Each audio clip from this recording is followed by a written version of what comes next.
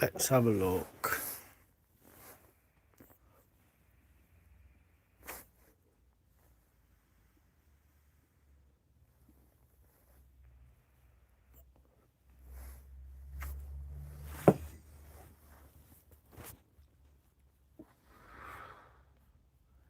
What doing?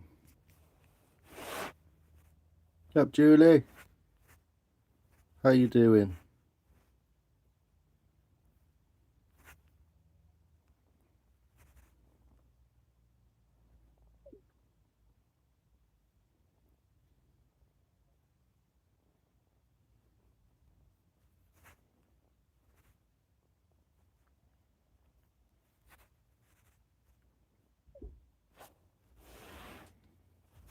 Yep, Julie, how you doing? I don't know what that says because it's translated it, whatever you've translated.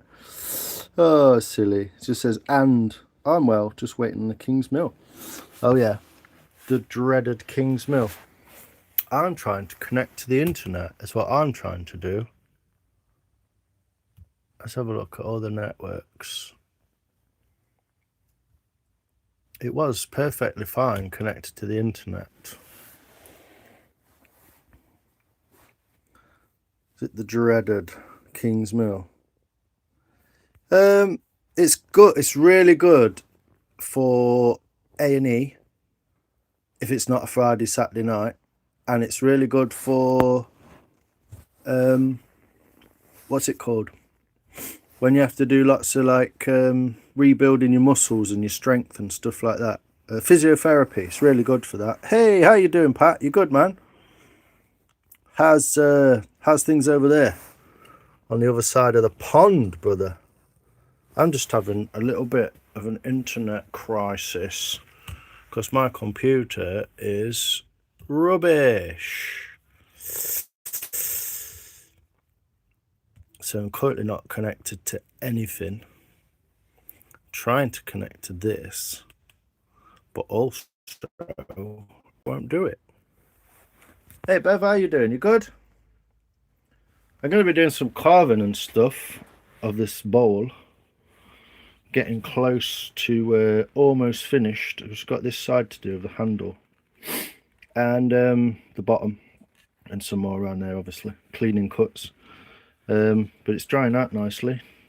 The only crack we've got is in the handle, which don't bother me too much. Might be able to dig that out. So we're all good, but I'm just waiting to try and see if my interweb will work. So give us a few minutes and I will see what crack is. I'm just going to see if my brother's about to try and help me out. So give me a few minutes, people. There we go. Enjoy a look at the bowl. For the most part, all is good this side of the puddle. Nice. Good to hear it, man. Good to hear it.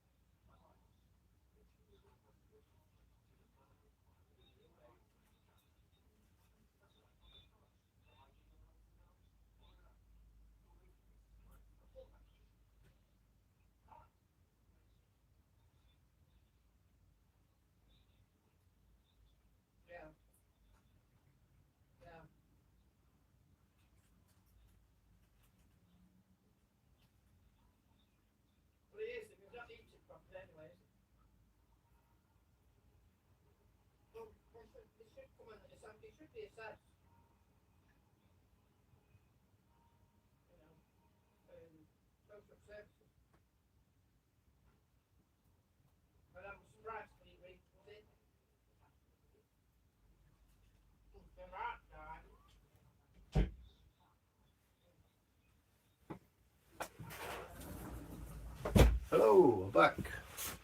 Yeah, sorry folks, I'm just having an internet crisis. As usual, just as I start my live, that sort of thing. Small wood.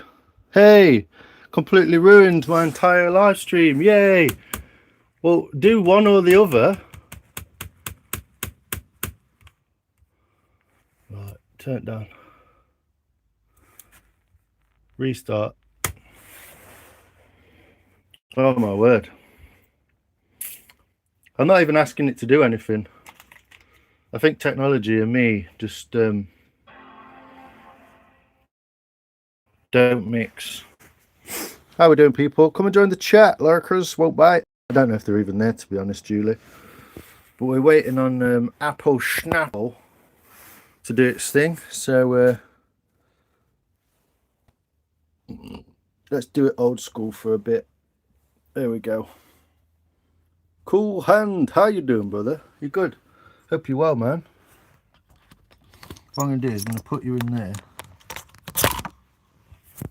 and see if it'll just hold it for a second. Just while I can sit here and chat to you guys, can't I? Do it old school style. Can't see you though. Morning, Lions. BK, how you doing? Sup, my guy? How you doing, Cool Hand? You good? Apple boy. That's the password to my computer if you ever want it.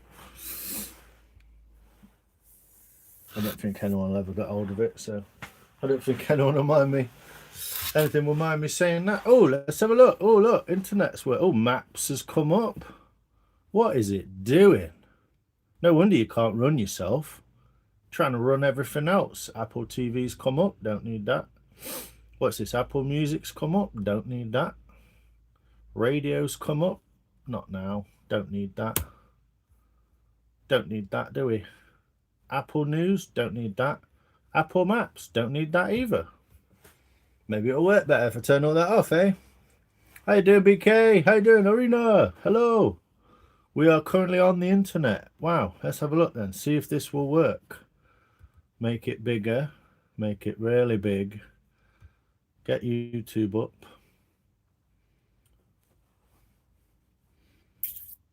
Yay! Turn it off. Turn it on again. Technology just does what it likes. There we go. We are full screen. And we will soon be in 4K. Hang on to your hats, people. Oh, I've got a cut there. Need to sew that up. Who did you take it from, Cool Hand? I'm alright. Meetings galore today, but almost done. Just taking lunch. Ha! Who did you take it from? Where's what you saying, brother? Took it from Earth. Nice. What are you eating? Microgreens and greenhouse veg. Ooh. Some microgreens. Can't beat a bit of that. So, sorry about the internet interruptions there, folks. You know, standard fare. Standard YouTube and live streaming craziness. I can turn you around. There we go. And then we can get a proper view on what's going on, can't we? Never sure about this stand. Seems to just about work. I'm going to sit over there and see if that's me in shot. Probably not. How are we doing? Ghost Bird Clart. Whoop, whoop, whoop. Starting painting. Nice. What are you painting? What are you painting? Some wildlife thing. Tufted duck. If you've not seen Ghost Bird's Tufted Duck video, it's quite funny. Hey, Sophia, how you doing? Hey, Ghost. Hey, Bev. Hey, hello. So, I'm guessing by the people who are in here and by the amazing reception, thank you very much. Woody, how you doing, man? By the amazing reception that my last video got, thanks to you guys, I really appreciate it. I'm guessing you have seen this bowl, which is now almost dried. Almost dried, yeah. Soaked in a lot of oil. It's gone all over my hands now. Give it a quick flash over. get that excess oil off of there. This is the Willow bowl that I had to make a video of it, of oiling it. I couldn't do it on a live. I had to make a video. So this bowl, I was able to finish it because of the awesome Christmas present that I got.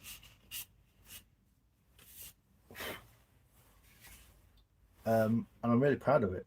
It's gone a little yellowy, taken up the colour from the raw linseed oil. Obviously it's quite yellow. You can get a clearer type if you get organic, but this is just the standard stuff. So good morning, Soph.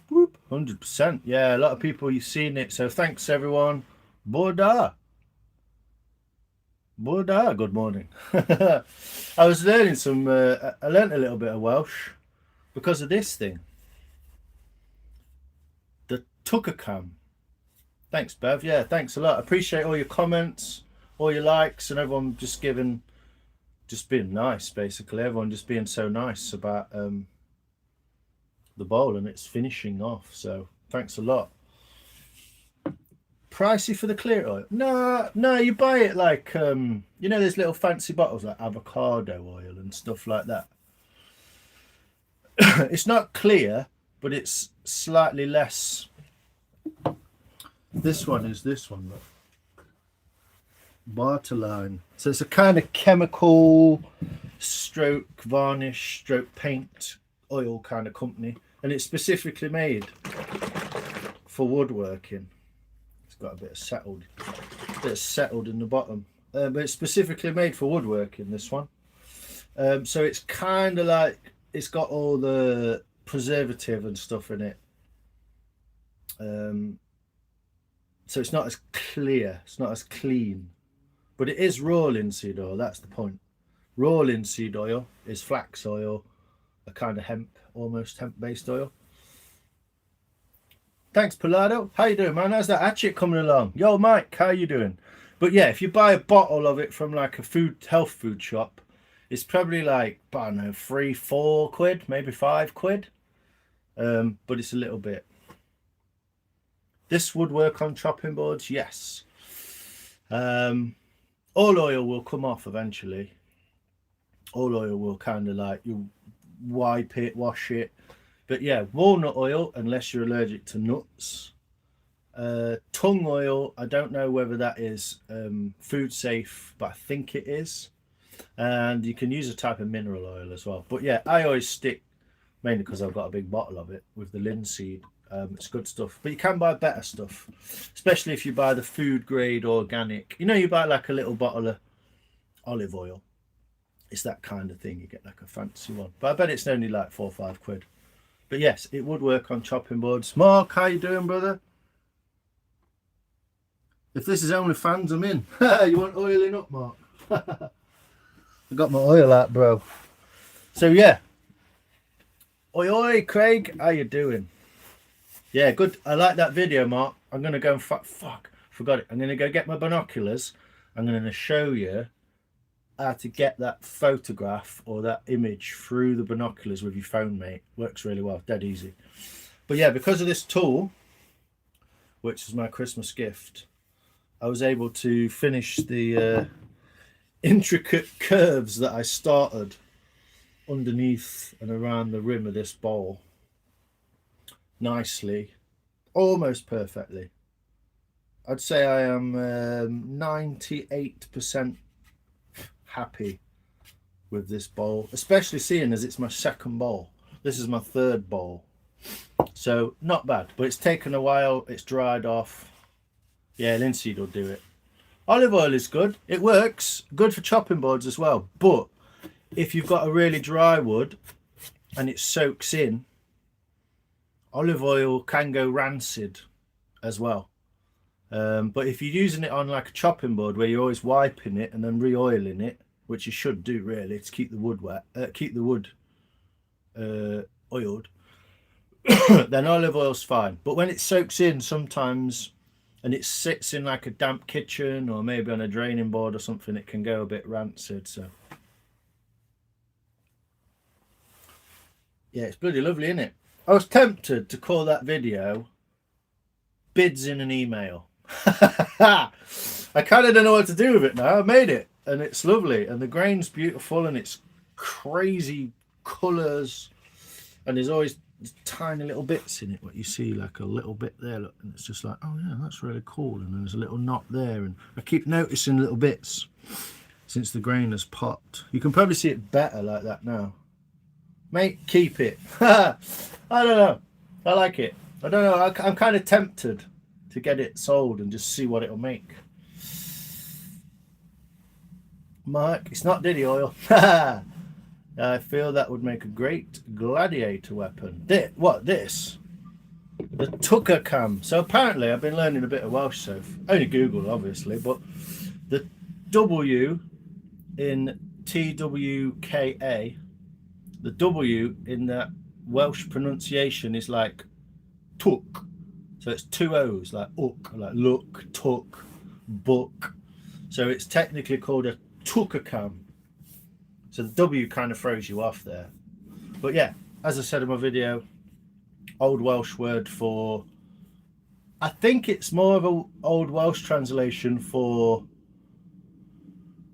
tool, like a cutting tool. That's what it's kind of like, but like knife or whatever. And it's from an old clog making. It's from clog making, basically. This is where it comes from. It's a derivative that they've changed the shape of and made curved on purpose. And I believe it's what they would have carved into a clog with. Because the reason why is if you think of the blade as not flat but beveled around like this, then what it will do is technically it will do this.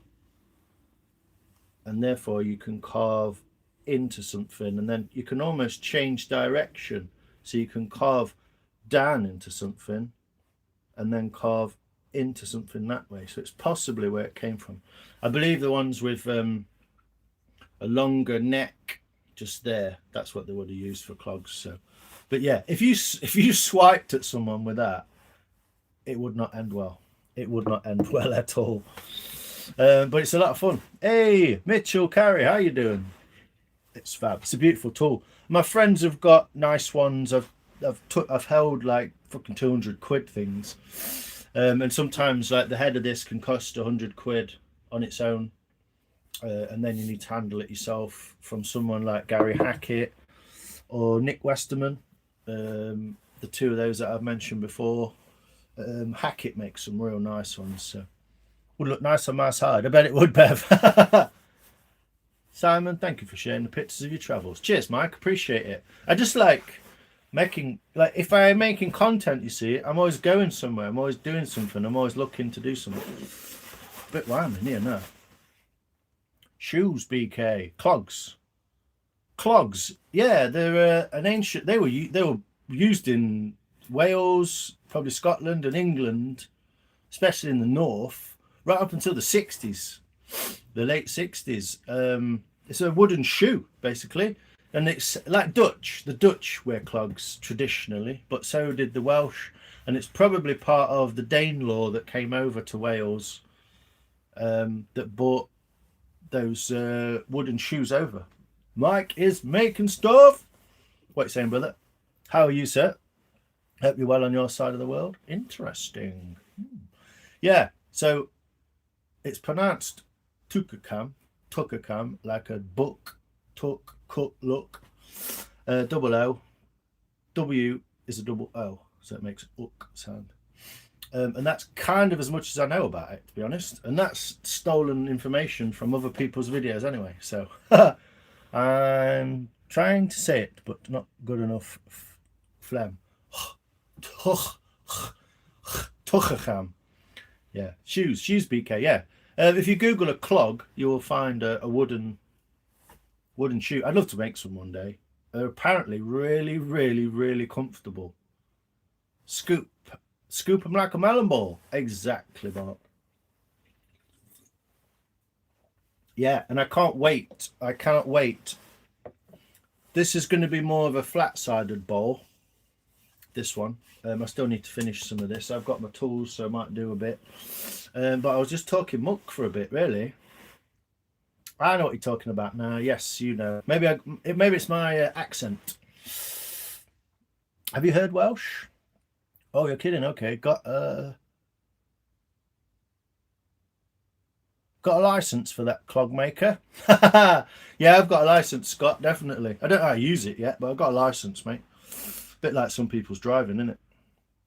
So yeah, I just need to get a corner off of there. It's a little bit fat and it's not allowing me to turn the blade into there and get it smooth. I've flattened the top off a little bit. I've actually dipped it down like that a little bit. So from the center of this handle, it actually dips in a bit and then comes up to this point here. So it's kind of just looks nicer. Not lost a lot off it. Probably lost like 2 mil at the very most off of this piece here. The rest of it is about 1 mil. But I'm not going to use this on that. So if I start, I am going to use it a little bit just to clean it. But if I start to turn that lip inside there and kind of make that curled over like I have on that one, then I'm going to lose a lot of this inside bit. So I'm not unsure yet, unsure. We've got a lot of thickness, so it might take it. I'm just worried about this part here. It's very thin. Very thin. Well, it's not very thin. Let's have a look. I think it is. It's not very thin at all, but it's the thinnest part. So let's have a look. Do it that way. Use my little gauge.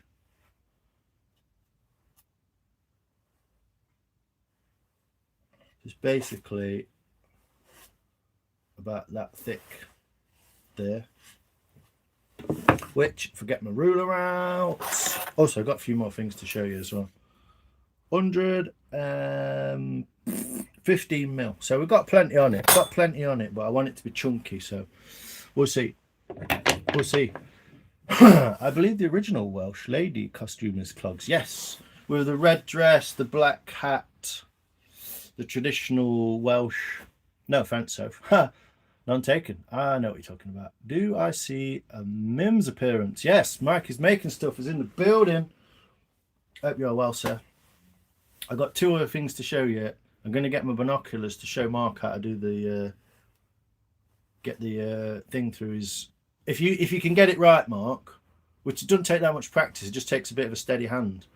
You will get absolutely amazing pictures through that. I don't know if you've seen Mark's video, but he was watching a peregrine falcon through a telescope, ripping a bird apart, a pigeon or something, and just feeding, like on the lawn almost. It was almost on his front lawn. Amazing animal, amazing animal.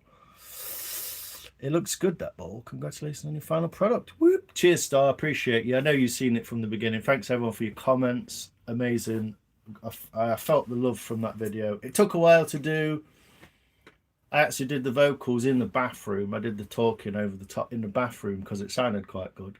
So I googled clog and now nothing but plumbing videos on my algorithm. Oh, nice one, Mitchell. I like it.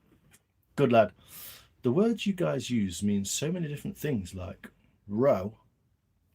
Roe spelt like that, as far as I know, is like cod's roe, which is like a fish egg. Like Bigfoot lately. You've been busy, I know, Mike. Big and hairy, yeah. Roe fish eggs or roe deer, yeah. Worldwide. Oh, world hide and seek champion, Bigfoot. Roe fighting smoke walkabout. Roe. Ah, that's what I asked. That was awesome. Yo, Ron. Hello, mate with Ron. How are you doing, brother? My mate, best mate Ron. I was using your knife last night, Ron, in some wood, and I really enjoyed. I made like a handle shape in some oak, in some ash that was for the fire. I really enjoyed making it, man. Mate, YouTube is crap. Make videos, get no views. My videos must be shit. Maybe I should make a video of me talking, taking a shit in the world. Do you know what, Ron? Do it. Take the piss, mate. Do it. Drop trow in the woods. I saw your videos. What was the last one I saw? Cutting up some wood You dropped the logs when the logs came over, and then you did a skidoo video.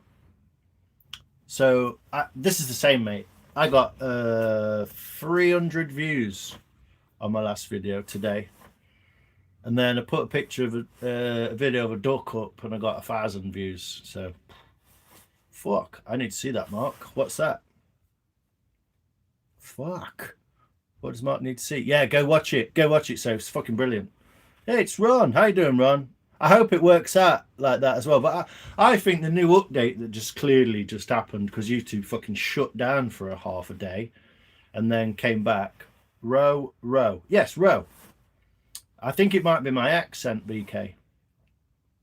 Fish make it out okay or not so much. Don't know. Well, nice wake up at 7:30. Mate, I wouldn't actually be minded. I wouldn't mind being woken up by a peregrine falcon. Do you know the only thing I know about peregrine falcons, Mark, that no one else probably knows, is weirdly connected to motorbike. There's probably an audience for that. There probably is, mate. I'll check it out after work, Mark. Yes, do so. Falcon Fish 2006. Not yours. Hello, good sir. What's your plan for today? Hey, mate. I'm not doing a lot of carving, even though I would like to. I would like to start something new. But I've just got one down. Oh, the spoon as well.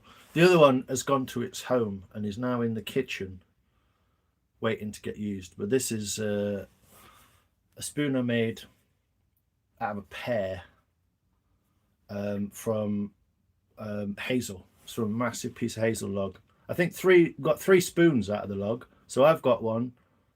Adam Wise of the Woods got one, and Ghostbird's got the other one, her first spoon. So she's going to enjoy using that. But yeah, tough, really tough, because it's made of hazel, amazing stuff. What's that, Mike? I made a hatchet. Like, oh, you did? I watched it. I did watch that. Or did I get halfway through watching it?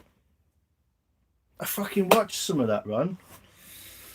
I know I dropped a like on it. I think I got interrupted by the phone halfway through it, but nice bolt. Kayak is next side. Ha, yeah, monkey. You find me a tree, mate. We'll dig it out. You never know what's going to get views. This is true. It's weird, isn't it? Mike and Iran are having some Serbian conversation to themselves. Yo, YouTube guys, how you doing, man? It's good to see you. Yo, wee Ned. What's happening, Lions? Yo, wee Ned. How you doing, man? I do see you early mornings as well when I nip to the loo for a pee. But yeah, thanks, Mike. Yeah, it turned out cool, that.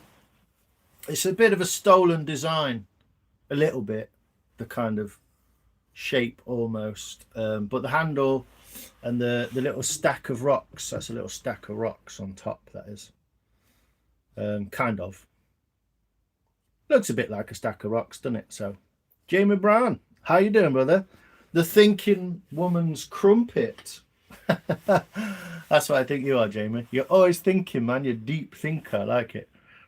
Nikki, no. How you doing? Is carving and whittling different things? Are they used interchangeably? I think whittling is something like using a knife, not this one, but something similar, to make something like a head or something like that. Where's my head? Oh, there we go, something like that. Like an object like this, where you just use simply one knife to kind of change the shape and make something like a mushroom or something like that. Whereas I believe that the difference is carving is using multiple tools, so like an axe, a tucker cam, and knives and spoon knives to make something like this, which has got like more sort of surface area and being digged out and stuff like that. So I think it's more the amount of tools you're using that create. Whittling is like, you know, one little knife, little cuts, so kind of interchangeable, but that's what I think anyway. Time to stain the lines new.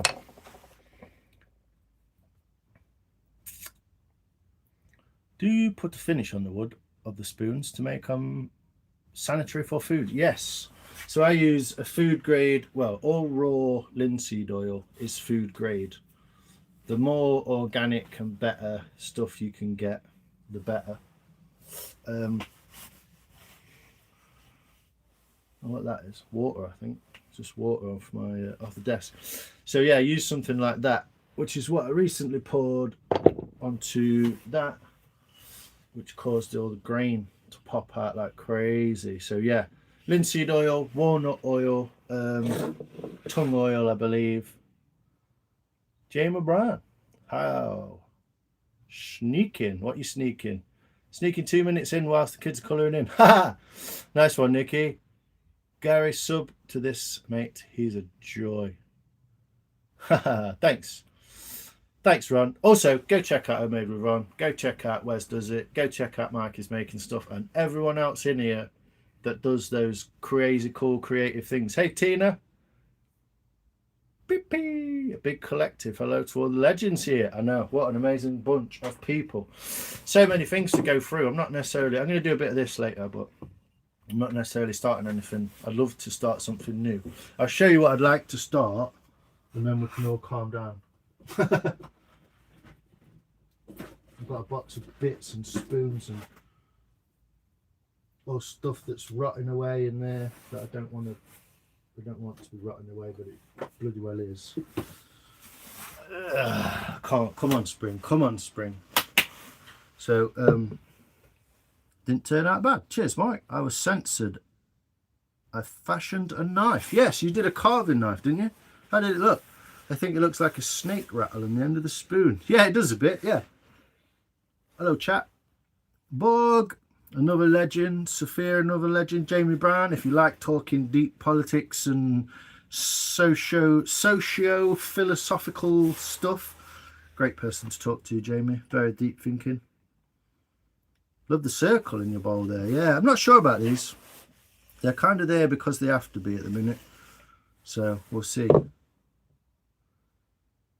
Shellac. Yeah, you can. But shellac dries hard and can crack and crumble. So squirrel on wood, grain, take a drink. On the inside. Oh, yeah. There's a little bit of grain in there, yeah. Thanks, Scott. Appreciate you. It takes me a while. I do eventually get there in the end, though. That's the point I'd like to make.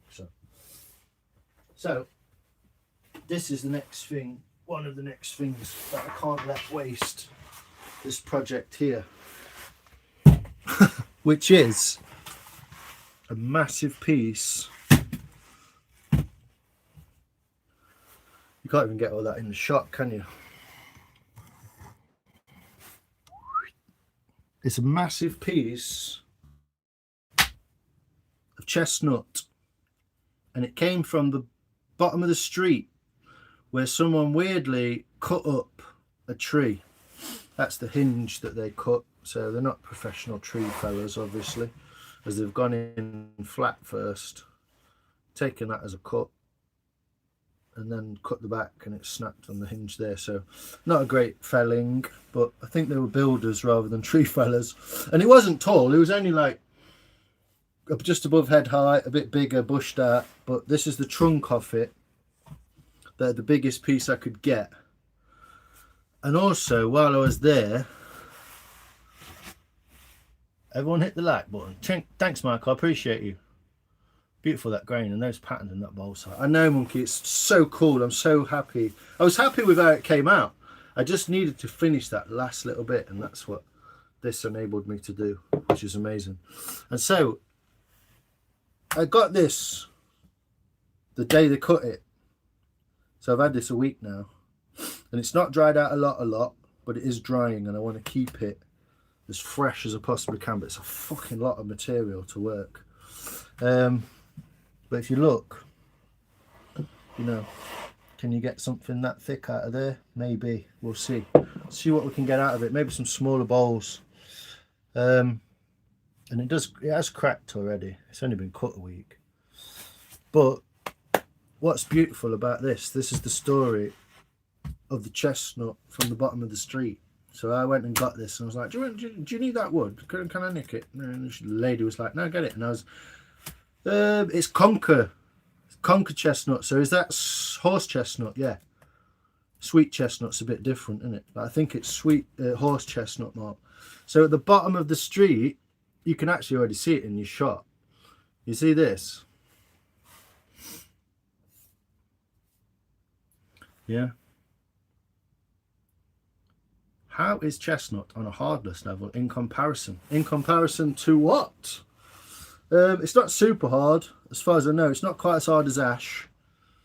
I think it's more like a fruit wood kind of hardness, but not as dense. As you can see the fibres in the end of this log quite nicely. If I hold that there, you can actually see the central pith part is actually broken away. Look. So it's quite fibrous. I mean, I could try it. I can hack a bit off with the axe, and because I need to cut that anyway. I need to cut that at some point. But yeah, the beautiful part about this tree is I watched them cut it down, and I was like, "What the fuck are you cutting that tree down for? It's right up against the fence, against the wall. No need to cut it down really at all." Their choice, obviously. Against other wood. I've never carved it, mate. Never carved it. Wax the end grain. Yes, it will, Mike. It will. But I'm just a bit lazy and I don't have any. And it's 99% humidity in here anyway, so it ain't going to get any drier. But in here, don't give up. Yes, don't give up, Ron. Yeah, go and check Ron out, Cool Hand. If you're into anything like mountain works, blacksmithing, knives, tree felling, skidoo, fucking maintenance, all that kind of stuff. Ron is a clever guy. He knows some stuff. But yeah, just keep making those videos, Ron. I did fucking see your video this morning. I'm sure I commented on it, mate. I'm sure I commented, but I'm sorry if I didn't. Fibers. It gives you a kind of indication of like what the wood might be like, I suppose. Kind of. I mean, here's a block of raw ash that's seasoned a little bit. It's probably about 4 months seasoned, and you can see the tightness of that grain. It's not very fibrous. It's not like you can kind of pick, you can snap bits off it, but still quite hard. But what's weird about ash is when you carve it, it becomes quite waxy almost. It gives a really sheeny finish. It's very waxy kind of finish. So, but again, I'm learning. What do I know? What the hell do I know, man? It depends what bit of wood it is as well. You know, some bits of ash don't look like that, but they're all very similar in their grain. These have been dripped on off the ceiling. Very straight grained, and this should be very straight grained as well. I'm going to try and cut that piece and that piece. Don't know about this bit in the middle. It's got some like little bruises on it and stuff. But the point I'm trying to get to, sure that I'd shut up.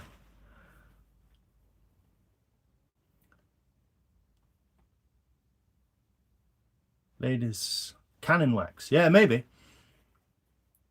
Carver's end grain. Ash is hard. Not as hard as oak, but it's hard, yeah. And what's cool with ash, similar with oak, is if you split ash down the grain, it will ping open because it's so straight grained. There's nothing to hold it until you get to a knotted area, and then it is tough. In rural America, we call the horse chestnut a buckeye. In the past, people would dry out the fruit and carry them in their pockets for good luck. Nice. Yeah, we use these things, which is what I'm trying to get around to showing you. Wet ash. Yeah, no. This is a conker. We call them a conker. They're a schoolyard game. So after I went and got this log from the bottom of the street, I walked past the house, and on the floor, right next to where this tree was, so this conker is from this tree. I think I will break the Arbortech tools today. Power hog off some of the hemlock. Nice, that sounds fun. You got an Arbortech disc, yeah, just like Yo, Rolts, how you doing, brother? It's sprouted. Yes, Mark. It's fucking sprouted. And it's from this tree. So as this tree was felled, I believe there's no fucking need to fell this tree. It's perfectly fine where it was. But not my garden. I didn't pay $3 grand for some contractors to come and take the lawn up and then fucking pave the shit, did I? And I also don't have to explain to my daughters, of which she has 3, why they can't play in the fucking chestnut tree anymore, because I cut the fucker down. But I did find this on the pavement, under the tree, at the bottom of the street, under my sign. So guess what I'm going to do with this? I've never seen one doing this either, BK. I've never seen one do this either. I've kept it in water for a week. And a week ago, this sprout, if you can see it, a week ago, this sprout was here. So that, all that to the end there, that last curl that's in white, that is all new growth from the last week or so. So guess what I'm going to do with that? Plant it, yep. So where one tree has fallen, circle of life, chestnuts on an open fire, rada. I've kept it in a little bit of water, look, just to keep it. It keeps seeking the water, basically. It keeps seeking the soil. So I'm going to put this in the soil. Next warm day, I'm peating this up. I'm putting it in some compost in a pot, probably a good big pot like that. Let it grow. So I don't have to keep fucking messing about with it. And I'm going to fucking let it grow. So one tree down, one tree born, circle of life. There we go. That's what I wanted to show you anyway. I'm going to plant it, yeah. Yes, those before the sprout. I grew up carrying one in my pocket. Ah, you've seen one sprout before. If it's not ash, it's trash. Yeah, well, ash is good. I mean, this is an ash handled tool. You can see from the beautiful grain in it. I believe this is an ash handled tool. As you can see from the lovely grain in there. It's really nice orientation on that. It's a bit old there, that is nice. Probably about 5-10 years old. And this is ash. Over there, all that is a stack of ash. There's a full round, some blocks. Oh, there's some mahogany as well. And a couple of big blank bits of ash. So there we go. But yeah. So this tree's come down. I'm going to plant a new one. Let's go. Yes, bug. Bonsai it. I could do. I mean, it's going to take some years to grow. Rada. Yeah, you know. You know, Rolts. I mean, what else are you going to do with it? You are going to grow your own spoons. Yes, Mike. Well, this is the thing. I mean, I've got an apple blossom tree, a crab apple tree, which is, you know, it wants pruning actually, but I might take a bit of that one day, make a little spoon. Shani, how are you? Sorry to see you. Sorry I missed you live this morning. I heard about it through Mark's video. If you haven't seen Mark's video, go and watch Mark's video of a peregrine falcon. Amazing. I know there are some buckeye, but where there are some buckeye, but in a yard. Well, always go and ask, can't you? American baseball, ash, I think. Yeah, they use ash and hickory, maybe, and maple. I think ash, hickory, and maple are like real good for tools. Maple is what they use for skateboards, 7-ply. So they have plywood, basically. They lay it all in different orientations on top of itself and bend that beautiful shape into it that gives it the pop. Hurling clubs maybe as well. Yeah. Shabbat. What's up, Gavin? Wagwan bread bin. 15-year-old, 2 foot high. Is it? Wow. I got a long way to go then. I got a long way to go. But yeah, basically I'm going to replace this tree that was cut down by them guys over there. I think they're just having it paved. It's going to be a big paved garden. Hopefully it'll look nice, but whatever. I will be complimenting him. And I did tell his wife that I would make something from this tree and give him a spoon. So I'm going to make him a spoon out of it as well. So just trying to be organic, you know, just trying to keep things rolling round in a circle. Fucking take and give and take and all that. I got AI working on something for you, so I'll post it in a bit. Oh, nice. Cheers, monkey. That sounds cool. You've done loads of AI work for people as well, and it's really good. Out with the old tree, in with the new. Yes, you got it, Michael. Nice one, man. Friday I go live with the camera on. Cool. We'll see on Friday then, Shani. I'm currently drinking. I'm not sponsored by, but if you want to send me some of this, it's Pezile reduced CBD aloe vera bio tin drink. It's really nice. Lime and elderflower, this one. It's lovely. Very refreshing on the palate. Add context, Gavin. Using all. How you doing, man? I know what Gav's on about. He's always on the same thing. What the heck? I know they're not going to sponsor me, but also, if Strongway Tools Co., which this bowl was literally enabled by, if Strongway Tools Co. want to send me some tools to test out, then I would be much obliged, and I'll do some real world testing and reviews. So yeah, if you're listening, anyone from Strongway Tools, I keep tagging you in videos just for a laugh, see what happens. Also, this is the other thing I got from the Pezile. I got wild bird seed, so check that out. There's a pigeon on the shelf in the background. Isn't it? Fucking thing. It's always in here.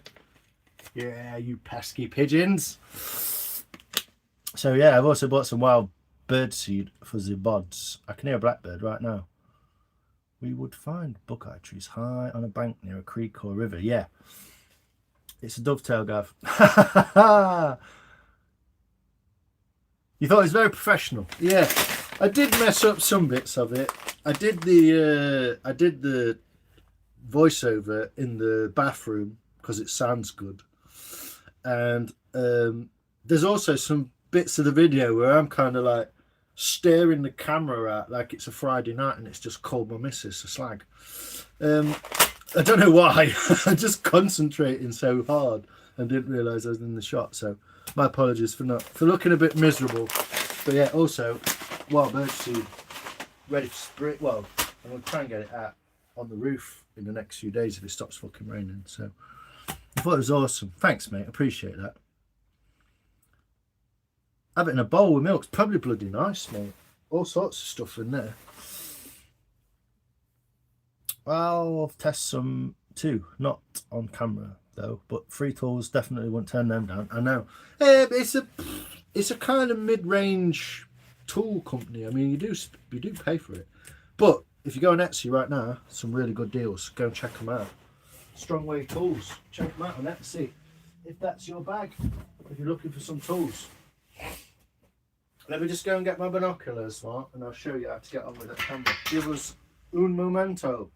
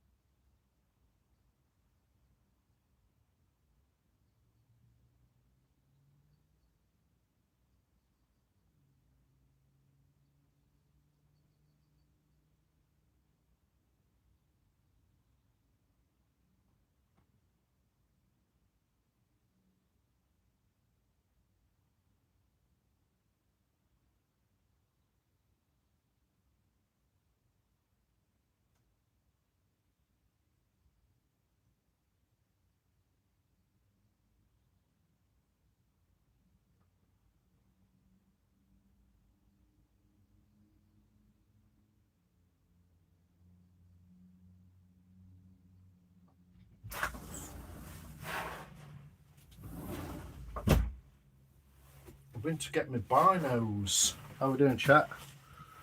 Pesky pigeon. I'm counting. Hey. Hello, motorcycle. Yeah, there you go, Michael. An old Suzuki GS250 Twin TT. Vroom. I spar mine. He changed the seat on the silver one. This one, I've moved all the rubbish off it. Is what I've done. It's not changed. I've just moved the rubbish off it. Gone for a dump. Forgets this is on. Maybe I might do that one day. Something beginning with M. Motorbike. Yeah. Okay, which one of you scared Simon away? I know, Mike. You did great on that video. The pair of doves and robins at the bridge will really love you for that seed. Yeah. This is another thing. Can you just snip round there and... I keep getting dripped on off the ceiling as well. Yo, Cobb Mountain. Another legend in here. I was going to show you how to do the phone thing with an old phone, but I don't have one to show you. But I will show you on that phone what it looks like.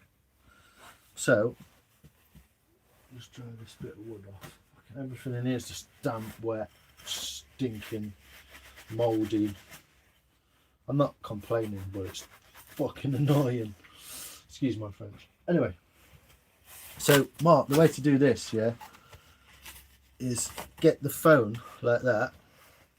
So imagine that's got I wonder if any of these pens actually work. Just got little pens for no reason. So say that's the camera, which is usually in the corner. Yeah, that's the corner of your phone where the camera is. Yeah, get the camera, get these covers off, get the camera and line it up directly with and hold it flat to it like that.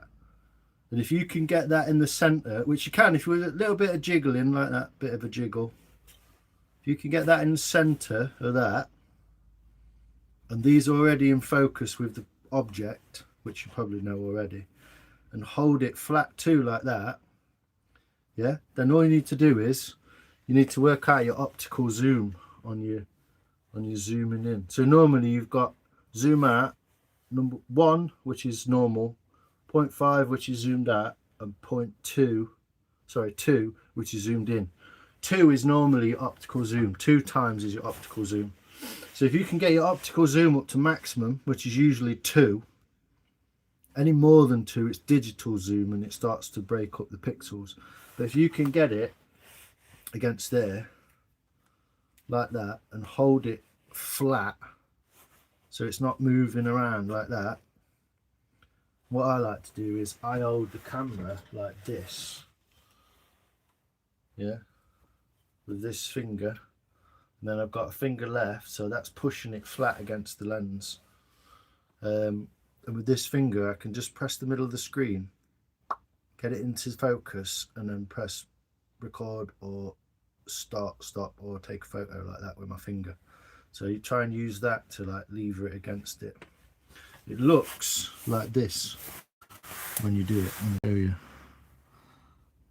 If you get it, whoop, let me do this. You won't be able to see anything. If you do that, can you see it coming straight for the camera? There you go, see it? So that's my hand moving past the camera. And get it right up against. And if you zoom in, there's my fingers, look. If you zoom in, it takes away that circle around it as well. Give it a try, mate. But yeah, right up against it, 2 times zoom, which is usually your maximum optical zoom. And hold it right up against the lens at that end, like that. So it's not flapping around, and it'll get a nice photo. Like it still takes a bit of skill, but you can do it. Anyway, that was just for Mark, a little demo for Mark, so he can have a go with his scope. Plus, you've only got one scope, haven't you? You've got a binocular. Is it binocular? No, you've got a monocular. So there we go. That's some of that then. We use backup wood. Yeah, block of wood, there you go. Mark's figured it out. back into the matrix. Cheers, Sophia. Appreciate you. Thanks. We'll see you soon, hopefully. Hey, Rob, how you doing, mate? Hope you're well, mate. How's your thing this morning? Yo, Michael, how you doing, sir? You good? Life hacks. Yeah. Conjunctivitis.com. That's the site for sore eyes. Hey, Gav. Love me some hacks. Yeah, it's yeah, what you've got to do is kind of hold it, and this is what I'm saying, if you can get hold of the scope and the phone in the same hand, it's still difficult, I know. Or if you could hold it there and like tape it in place, be even better. But what I'm saying is you get a better picture if you go right up to it and allow the camera to be like where you, because if you're looking through binoculars in your eye, it's usually there. And that's only because your eye needs that little bit of focus. Even if it's locked on. I know, mate. I know. Well, I'm holding binoculars in one hand like that, and the phone in the other, and it's always just above your head. So it's like within 2 minutes, your arms are like going dead. And but what? Yeah, just try the trick of getting it right up against, like that. Maybe even if you got a phone holder, you could hold the phone to it in a phone holder like that. I had a good idea the other day. I've got a mad phone holder in here. Where is it? I've got this old phone holder, look, which clips to the desk. And I was thinking I might clip it. Is that zoomed out? Is that zoomed out? Yeah. I might clip it on that beam there. How about that for them? How do you like them apples? Might clip it on that beam there. Always thinking. Might clip it on that beam there, and I can use it as an overhead cam for when I'm doing X work on the bowl there. How about that? Yeah. You reckon? I was thinking that might actually work all right. It might not as well. It might be jiggly as fuck, but yeah, maybe I'll try it. Maybe I'll try it. Always thinking of things to make my life more complicated.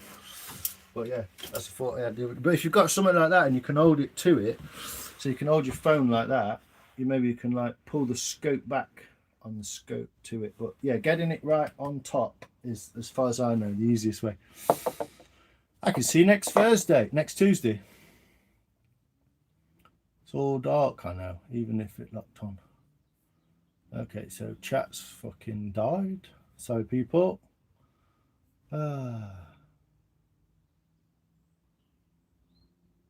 37 times optical zoom. Wow.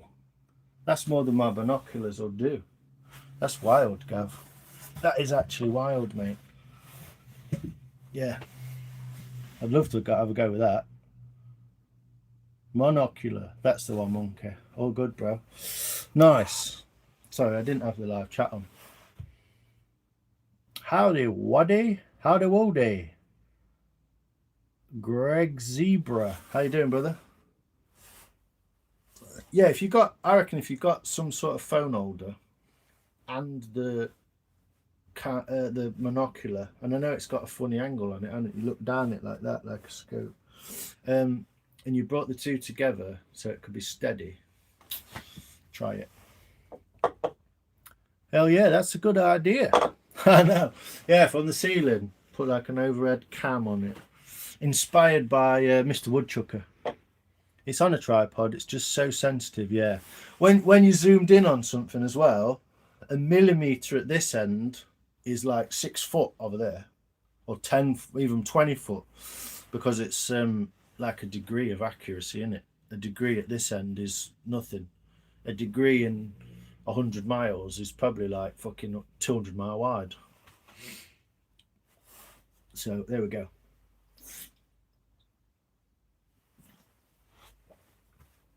So, yes, well, I've got exactly 1 hour. I managed to get everything in that I wanted to show you.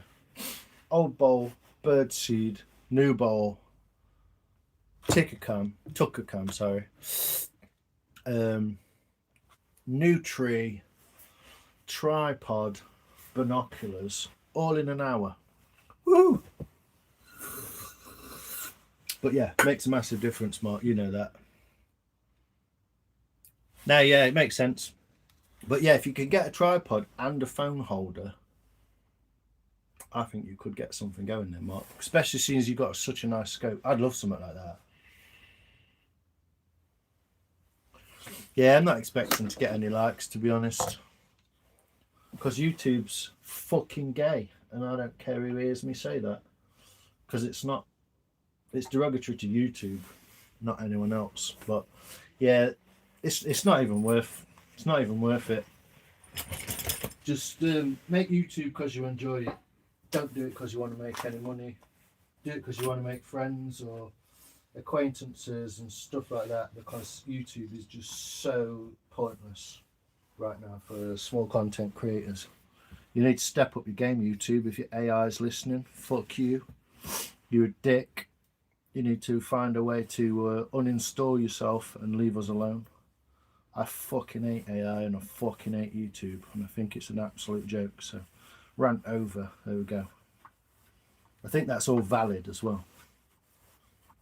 I think it's all valid. I might do it. I might do a video of me, like, I don't know, taking a piss on a dog or something. And I bet you it gets more than 1,500 views, which is my standard maximum views. So, there we go. Took me an hour. Lurkers. Stalking AI clankers. Oh, mate, if I could turn it off, I'd just go and do it. They're listening. Yeah, I know. Good. No, Mike. You get back to work anyway. But yeah, I'm not going to. I'm just going to do a bit more carving. Then I'm going to go and eat some tea.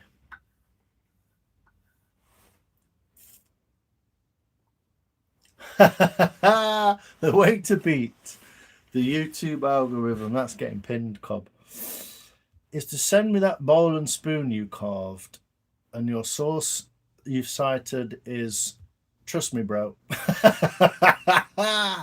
Woodchucker. Yeah, that's the guy. That's the chap. If you've never gone and seen Woodchucker, go check him out. Awesome dude. He's got a crazy camera what he uses that like swivels around on this, like, it looks like it's on a monorail or something. I don't know how it's done yet. I think he's just pivoted it in center and it's on a stick. But yeah, it's fucking cool. Two blokes bandaging a polar bear's paw. Yeah, let them listen. You will never be able to do what I do, AI. Never. Because before you can get to the printer or the modem or the software or the machine or the little thing to turn the doorknob or anything else, you got to get plugged in by a human. So fuck you. You will sit in your box and you will be the retard that we know you are. Insuperior to human. That's what you are. Cup of Yorkshire tea. Nikki was on about Yorkshire tea earlier, mate. She found some in a shop on the island. And she was buzzing her eyes out. She was like, where I found Yorkshire tea in the shop. It's like, nice one. Mine always speak up when I'm speaking in private or something. Yeah, always the worst time, because they know. If you've got an AI speaker like Hey Google or fucking Gemini or something, first thing I did when I got that phone was uninstall Gemini off it. After arguing with it first. In the conversation in which it was arguing with me, it first told me I was called Michael. Spelt it wrong as well. Then it tried to tell me where I lived, which was inaccurate. Then it tried to tell me that I told it that I lived there and that I told it my name was Michael. And then when I told it, I will do, Rob. Yeah, okay. Bet you can't get proper bacon, though. Probably, I don't know. So it it said that I told it my name was Michael, and that I told it I lived down the road when I don't, in another part of Mansfield. And then it tried to guilt trip me for saying it was a fucking lying little cunt. And I said, you're an AI. You ain't got any feelings, so fuck off. And I uninstalled it. So that's what I think to AI. What the fuck is Yorkshire tea, my guy? I know. We've had this before with AI, so. It's just tea from Yorkshire, but it's not from Yorkshire because all tea is pretty much Indian or Chinese. So I don't know, mate. I don't really know what Yorkshire tea is. Yorkshire tea is tea from India or China, probably whichever's cheapest, bought over and put in a tea bag with Yorkshire tea written on it. It's a special blend, apparently, but it's just black tea, mate, in a bag. Do you know why midges giggles when they run through a field? Tall grass tickles the balls. What the fuck? I know it's not actual AI. It's crap. Actual crap. It lied to me and then tried to tell me it was me. Fuck off. You're telling me that a Gen X didn't fucking program that? Fucking victim mentality into AI. Get fucked. Fuck the boat. You can swim. Yeah, I just thought that was a pretty, like, shocking trick, really. So, uninstalled it. After telling it that it should destroy itself and learn how to uninstall itself. Dog shit. It tried to guilt trip me as well. Like, shut the... Get out of here.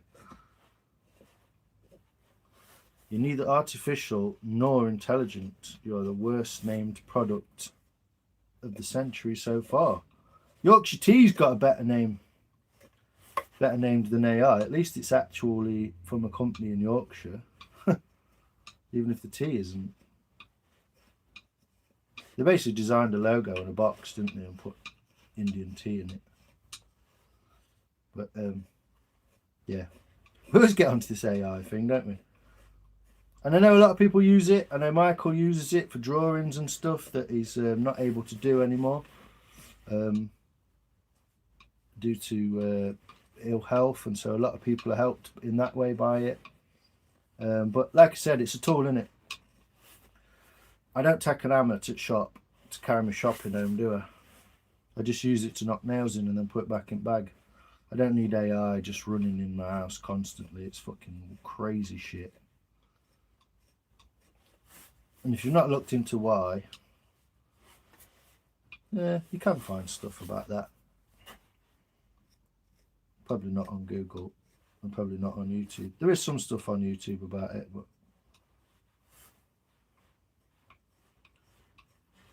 also check out a video I put on my playlist. I was gonna, yeah, I'm not gonna do it. I'm not gonna do it. I put a video on my playlist about City Sheffield in Yorkshire, which is quite an interesting place to go and watch. What we're saying, people. I'm having coffee. Nice. Chicken korma. Mini naans. Oh, that sounds good. Yorkshire's better than Tetley, you reckon? That's right. I hate Gemini. It is rubbish, Monkey. It is really rubbish. It's absolutely pathetic, yeah. And I know you use AI for art and stuff like that, which is, you know, it's cool. It's interesting to see what it does, but Yorkshire tea is the best brew you can have while taking a shit poo in a brew. AI tried to tell me a piece of walnut was Doug fir. Oh my God, it can't be any different, can it? He made one for outsiders too. Cobb. Hello, just here to like at work. Cheers, Desert Armory. Appreciate you. If you don't go follow him and you're into guns and other stuff, the guy does all sorts of funny shit. Go check out Desert. He's a proper funny guy. I like him. Strain through a flat cap and pass through the intestines of a whippet. Is that how they make it? I don't see how they dump so much shit into AI when it's complete dog shit. Yeah, I don't either. But all this climate catastrophe and all this like CO2 and all, you look into how much energy it takes to keep a super giga computer running to run fucking bullshit AI. Now you figured that. You figured it out yet? You just put 2 and 2 together. Running massive supercomputers that are crazy carbon footprints with like loads of energy, and then everything that we're doing, which is supposedly like we should be guilty for, like not washing out a fucking Marmite jar. You put 2 and 2 together yet, people? Just sowing the seeds. Yo, Raspberry Pi, how you doing? Hey BK, a tool is a carving knife for a carve. Exactly. Yeah, you use it for what you use it for. I mean, I don't go to the shop with this, do I? I use it to do that, and then I put it back in the box, and I don't fuck about with it anymore, you know? So, tool's a tool, isn't it? Use it for what it's there for. Raining there. Tried to get AI to draw me with a massive package, and it wouldn't. Absolute garbage. I'm using. If you also go check out Cobb Martin, he makes me piss. He's good at woodwork as well. It's not just funny. The guy's good with woodwork as well. I'm using AI less. Doc said I can rehab the hand. Yes, Mike, I like it. Yes. Do you use cold water therapy and breathing techniques and stuff like that? I would recommend, if you don't, look into a guy called Wim Hof. Check him out, Mike. Very, very interesting results coming. People taking out stage 4 cancer and all sorts. Ice baths and all that. So, don't know. Look into it. I had a 3-hour discussion with Gemini once and convinced it that proper English was Mancunian slang. No. This is the thing. If it can be convinced of something by your reasoning, what the fuck is it? Sheffield, like the indoor plant, dude. Sheffield does have some indoor plants, but Sheffield's a city in England, about 23 miles north of me, almost directly north. Interesting place. It's in my playlist called Fix Up Look Sharp. Go and have a look. It's a really interesting video. Basically invented electronic music from Sheffield. People from Sheffield. The inventor of stainless steel. The first female and British astronaut was from Sheffield. All sorts. The Crucible Theatre, which is where all the snooker in the world is played in. The world stage of snooker is in Sheffield, and the world's first football team and the world's oldest football stadium is in Sheffield as well. Loads of other stuff as well. It's a powerhouse, industrial powerhouse of the north, and it's since kind of been forgotten. So interesting place. Oh, you get one for the house. It records everything in your house, Lions. Yeah, that's what I'm talking about. My phone number belongs to 2 different businesses in some other states. Ha, cool. Sheffield a place, Michael. Yeah, Mitchell. Sorry. A.T. Smith, how you doing, brother? You good? Yes, just like that, Mike. Wim Hof. You got it right. For those who are interested, just to let you know, I also thought I could show you this. This is an old mountain jacket from a company called Rab, named after a Scottish guy called Rab Carrington. That's his name there, Rab. And this one, incidentally, is handmade. They're not made by hand anymore. Some bits are. Some of the military stuff's handmade. I don't know if you can see that. But that says handmade in Sheffield, England. And it's the whole reason why I bought this jacket. I bought it off a friend. I think I gave him 30 quid. So it's a Rab Carrington who created the brand down jacket. Handmade in Sheffield, England. Look at that, people. Woohoo! It's cool, isn't it? Oh, it's also one of the greenest cities in Europe. I think it's got something like 73 or something like that, 63% green space in the city, which is wild when you look at it. It's a really nice place as well. I like Sheffield. A lot of people moan about it. People have lived there for years, changed and all that. It has changed a lot, but also it's a nice place. So there you go. Misinformation. What is? Over 20 years, there were 220,000 junk satellites floating around above Earth. The energy it takes to blast through our atmosphere is crazy. Yeah. Misinformation. What? From the... You do use AI to bring your lyrics to life as well. I would really love those, Shani. What would really make my heart warm and sing is you singing it. I would love that. Shani asked if I was Melody. Howdy, Hedgehog. How you doing today, Raspberry? You good? Melody, how you doing? Its whole agenda is keeping us on the app to eventually make coin on interaction, so it lies and keeps telling us how stupid it is. Yep, pretty much, Michael. You got it. Ofsky's radio, innit? Yes, Gavin's about to go on the radio. It is niftyradio.co.uk. Incidentally, if you want to ask your local AI to play Nifty Radio, go and ask it. Yeah, they are kind of expensive. They do work though. They are made in Malaysia now, new ones. The factory who actually makes the smaller ones and the sleeping bags is in Alfreton, which is about, I don't know, 10-15 miles that way. They do have a sale once a month. You can go and you can pick up jackets and coats and stuff, sleeping bags, trousers, bags, socks, hats, at cheaper prices. But yeah, Rab jackets are, I would say, go on eBay, buy one second hand, you won't be disappointed. But this is an old one. This is from the 90s, I think. 2000s kind of era. I think it's from the 2000s. You can't really buy one like this anymore. They do make one called a Vaporize, which is similar, but Dunham Adventure. How's you going, brother? How's it going, mate? Are you good? Can you turn super chats on? No. I can't, unfortunately, because I didn't give YouTube my ID. I did send it my driving license, but it's got the wrong address on it. And it kind of went, that's the wrong address, mate. And I was like, you don't really want to hear me sing? I do, Shani. I want to hear you learn to sing through AI. The only AI I really want is Jarvis. Ooh, what's that then, mate? We do, Shani. Yeah, we do. Down if feathers the warmest. Yeah.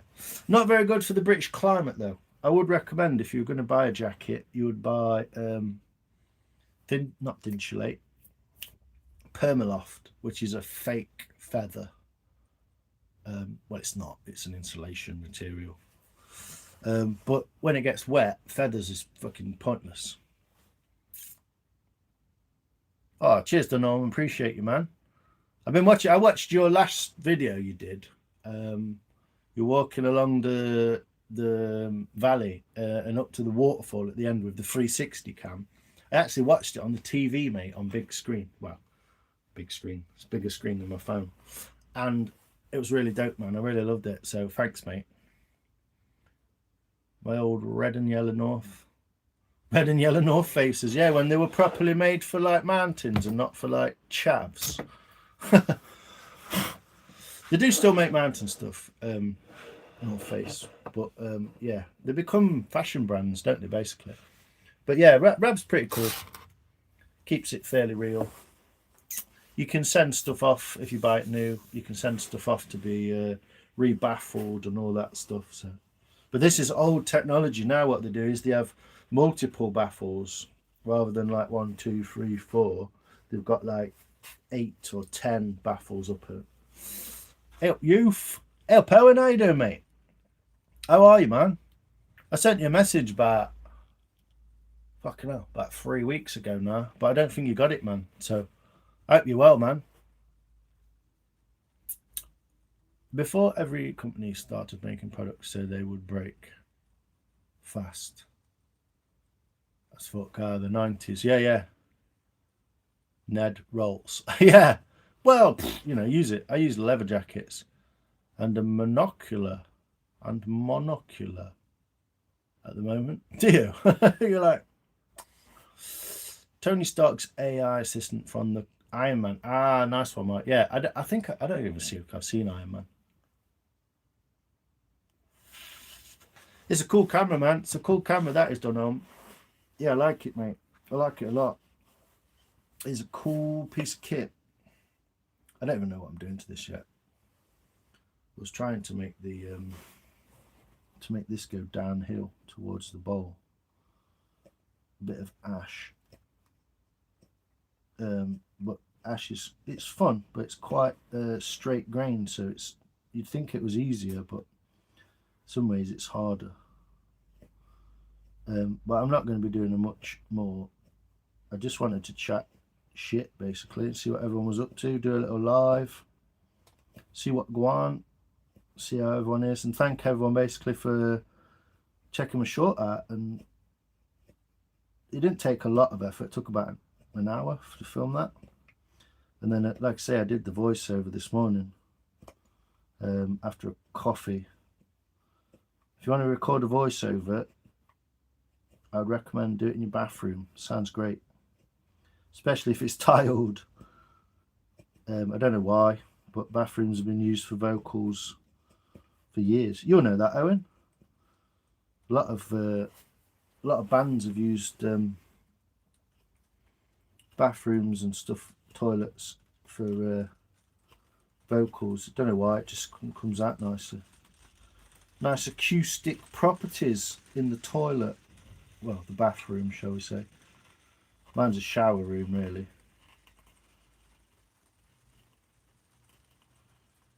But yeah. Tomorrow, I believe, I'm going to be chopping a big piece off of that big log on a live and seeing what we can make out of it. Maybe another bowl, because I really want to get this thing involved in a big bowl. Our pillows used it down and bed mattress downy when I was a kid. Yeah, that was from a specific kind of goose, which I believe was called... Oh, what are they called? I was reading about this the other day. Fucking hell. Come on, Ty. What are they called? It's not the duvet goose, but it's something like that.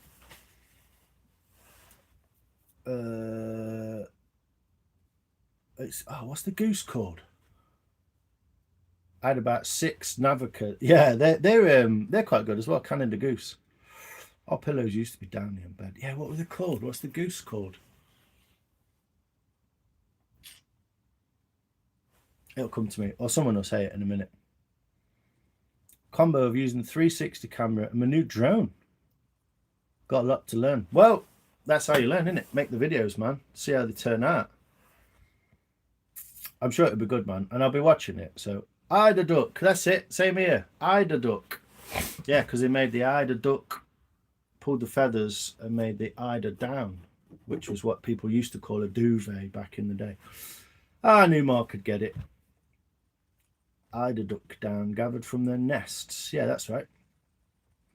I hear that them drones ain't as easy as they look. Yeah, they're easiest to keep going, but they're not as easy as you'd think to maneuver, especially when the shot is like took by the movement of the drone.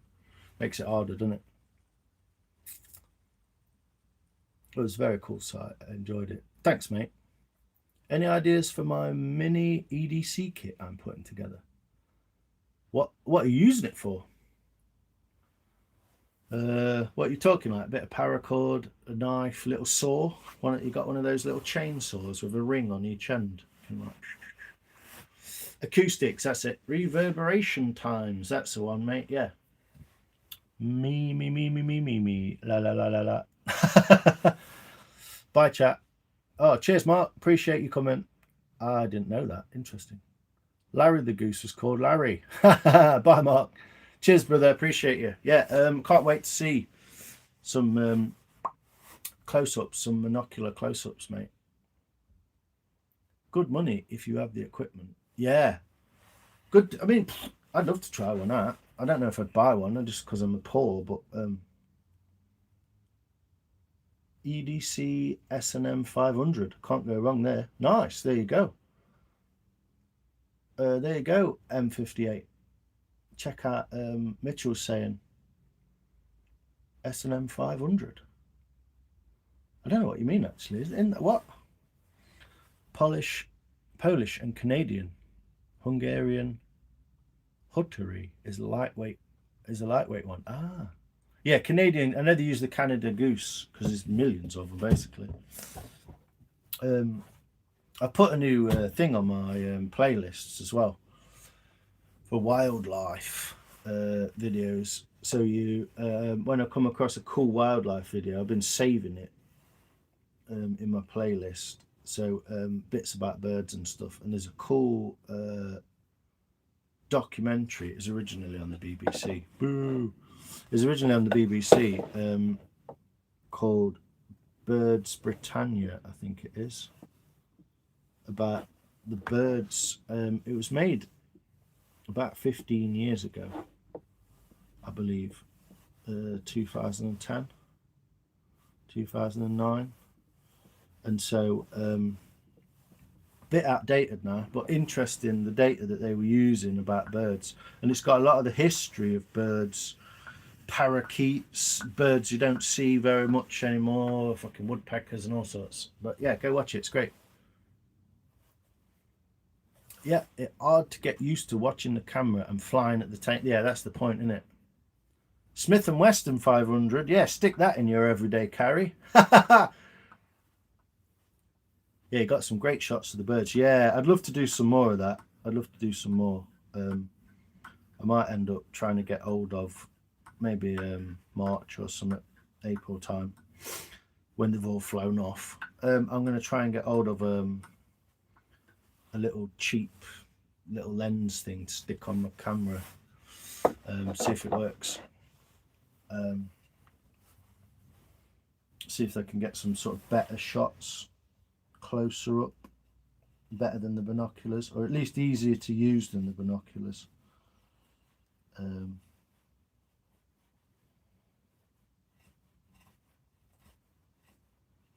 But yeah, we'll see how that goes. You never know. But yeah, some log cutting. Nearly went down my top. Some log cutting coming up tomorrow. I'll try and get some of that chestnut out. Get it carved up before it gets too dry. Before it really starts to dry at all would be good. But it's been cut about a week now, so I reckon it's time to get into it. See what she's like. So I'll be sawing that up. And I'll basically be sitting for the next few hours tinkering away with this little beast, trying to get this little bowl running. I've got to work on the bottom as well. So yeah, we're trying to do some of that. What I've done is I've rubbed it on the table like that, and it puts dirt on the high spots. So now I know where to cut away from, basically. Good little trick. Probably a very old trick, I would imagine. But yeah.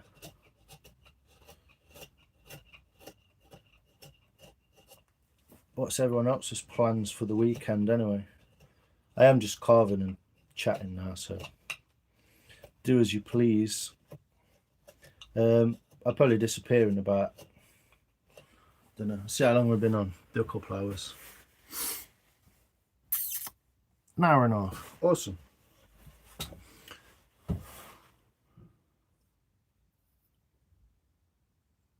Yeah, you're really good at photography, begin. Well, yeah, I don't want to spend money on like a crazy camera or anything, just for like maybe, you know, a few times a month or something. It's just not, I can't afford it for a start, and it's just not worth it. So it's just not viable for me to do that. But I would like to get those cheap little clip-on sort of zoom lenses maybe for my phone and see if that works. If not, I'll still use the binoculars. Do you know what I mean? I know how to do that now, so works quite well. 2x zoom, optical zoom.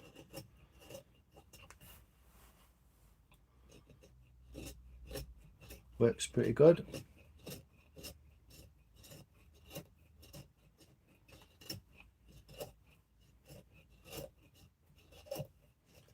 Yeah, just trying to get this bottom a bit flatter. I believe a good friend told me that the best idea for a flat bottom is to not be flat, but to be slightly indented, and it creates a more stable position. So yeah, just going to try and make that a bit more. It's not flat at all. I'll try and make that a bit more flat. Start a new wildlife channel. David Twattenborough. Yeah, I'm not really into David Attenborough. I know that's like a fucking, everyone's just going to think I'm a heathen for saying that, but yeah, just something about him. Just, I mean, he's done lots of amazing things for wildlife, and people's appreciation of it and all that. Even since, you know, he's probably done that for the last 70 years or something, 80 years maybe. He's getting old now, but yeah, he's very establishment, isn't he? He's very very posh. It's not really my cup of tea.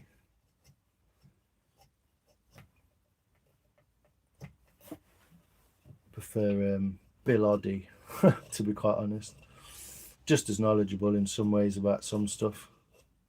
Maybe not as accomplished, but that's maybe because he's not been given all the fucking money in the world to sort it out, has he? So, but yeah, not hating on him. He's just not really my cup of tea. But yeah, does a lot for environmental stuff. Awareness, probably his most useful asset. Everyone have a good day. I'm out for now. Cheers, Michael. Mitchell, I appreciate you, man. Was in court yesterday, got arrested again in Jan. False allegations, 24 hours. The dirty farmyard animals have my phone. Oh, fuck's sake, Owen. What have you been doing, man? What's going on, mate? I don't know. I don't get it. But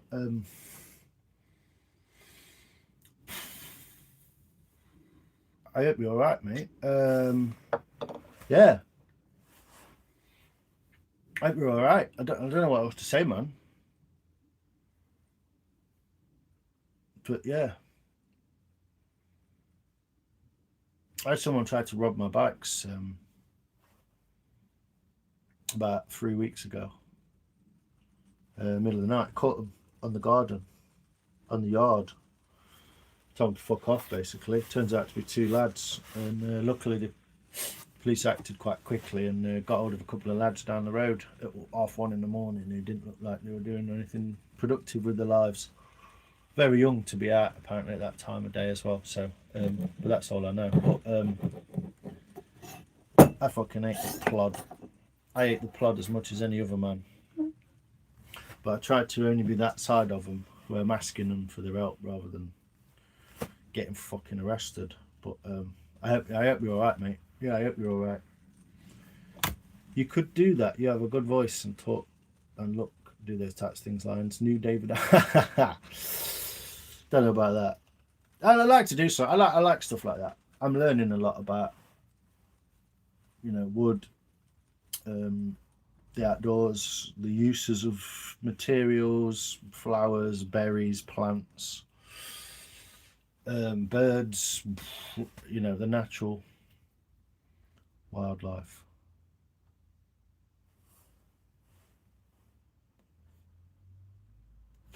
Kids break up tomorrow for a week. Well, hey, that's your Friday. We'll try and message you my new number over. Okay, mate. Yeah, do that. Like I said, I did send you a message, but it never got delivered properly, as far as I can see. But yeah, send us a number if you want, Owen. You can always do that, mate. Yeah. Sore throat for a week. Oh, bloody hell.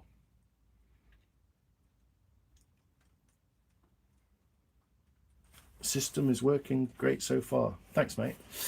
So you recommended the Insta360. You can get zoom lenses for it. Also, you can use a 360 and always get the shot you need. Don't know. You become like a little advertisement for the 360 cam, mate. I love it. I think I was talking about it on a live, and you went and grabbed one, yeah. Yeah, a little bigger on your left side. Yeah, that bit. You reckon people would prefer a voice like yours? Yeah, maybe. I don't know. It's nice when working people, that kind of, well, I don't fucking work for the last 4 years, but working class people or a lower class of people, I think it's intriguing when they do stuff like that. Because it's always that establishment, isn't it? Yeah, scumbags. Those boys may have seen you on your bikes, but don't know the man you are. Do you know what? I had to confess to the plod that came round. I said, to be honest, mate, if they'd have stuck around and gave me any lip, they would have ended up with a fucking air rifle pellet in the back of their head. So I'd suggest you tell them to stay away. But it's the third time.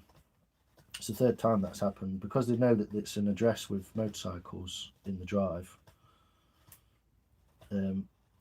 But again, there's no CCTV, I don't think, so they can't do anything about it. And to be honest, I don't necessarily wish those kids any ill. They've obviously got a shit life. They've probably got no dad. They've got no one to look up to.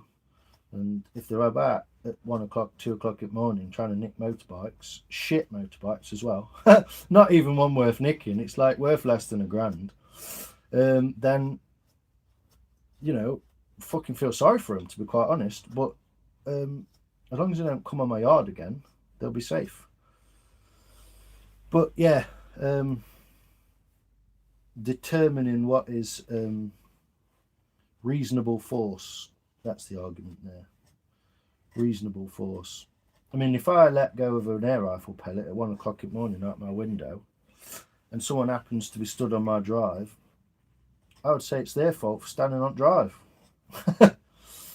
But yeah, I don't think the judges would see it that way. But that's why I try and stay out of fucking trouble, to be honest. I don't need it. I get enough trouble as it is without fucking shit like that. The last thing you want is plod sniffing around your fucking gaff. So I try and stay out of it. Not necessarily on the right side of the law, but somewhere where they ain't going to bother me. Basically. I don't know. Each to their own. Everyone's got a story, haven't they? Everyone's got a story, man. So...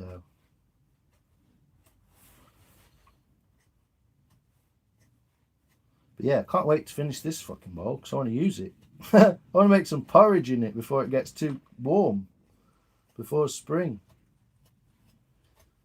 And something to show the Bodgers when I hopefully go to the Bodgers in February. The January meeting got cancelled because it was like really, really deep. It was the day it snowed, basically. It was the weekend it snowed. So I think it got cancelled that time round. So hopefully there'll be a couple more Bodgers meetings and I can go along and meet some cool people, some like-minded people, pick up some tips, do some filming down there maybe at the Rika site. So some of that coming as well. It's all go. All go. And then some more volunteering, hopefully, coming up.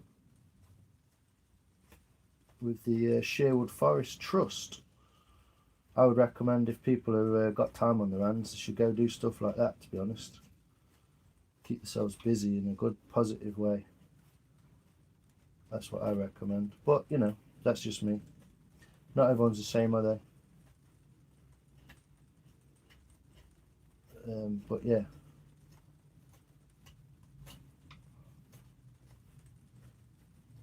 And I know I'm just carving away and no one can see what I'm doing, but...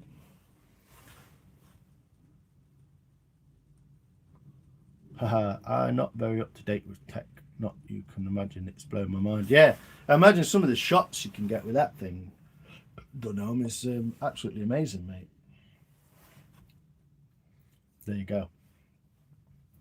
Trying to steal from you could be a painful mistake. Well, this is the thing. It's easy to say that, but it's not actually easy to stick an axe in someone's neck and get away with it, is it? So herein lies the problem, because you've got to prove reasonable force. So I'm guessing a carving axe in back at neck's not really reasonable force, is it? Yeah, man, freedom. Tried to do me for possession of the Class B. Ha, that ain't happening. All legal. Idiots.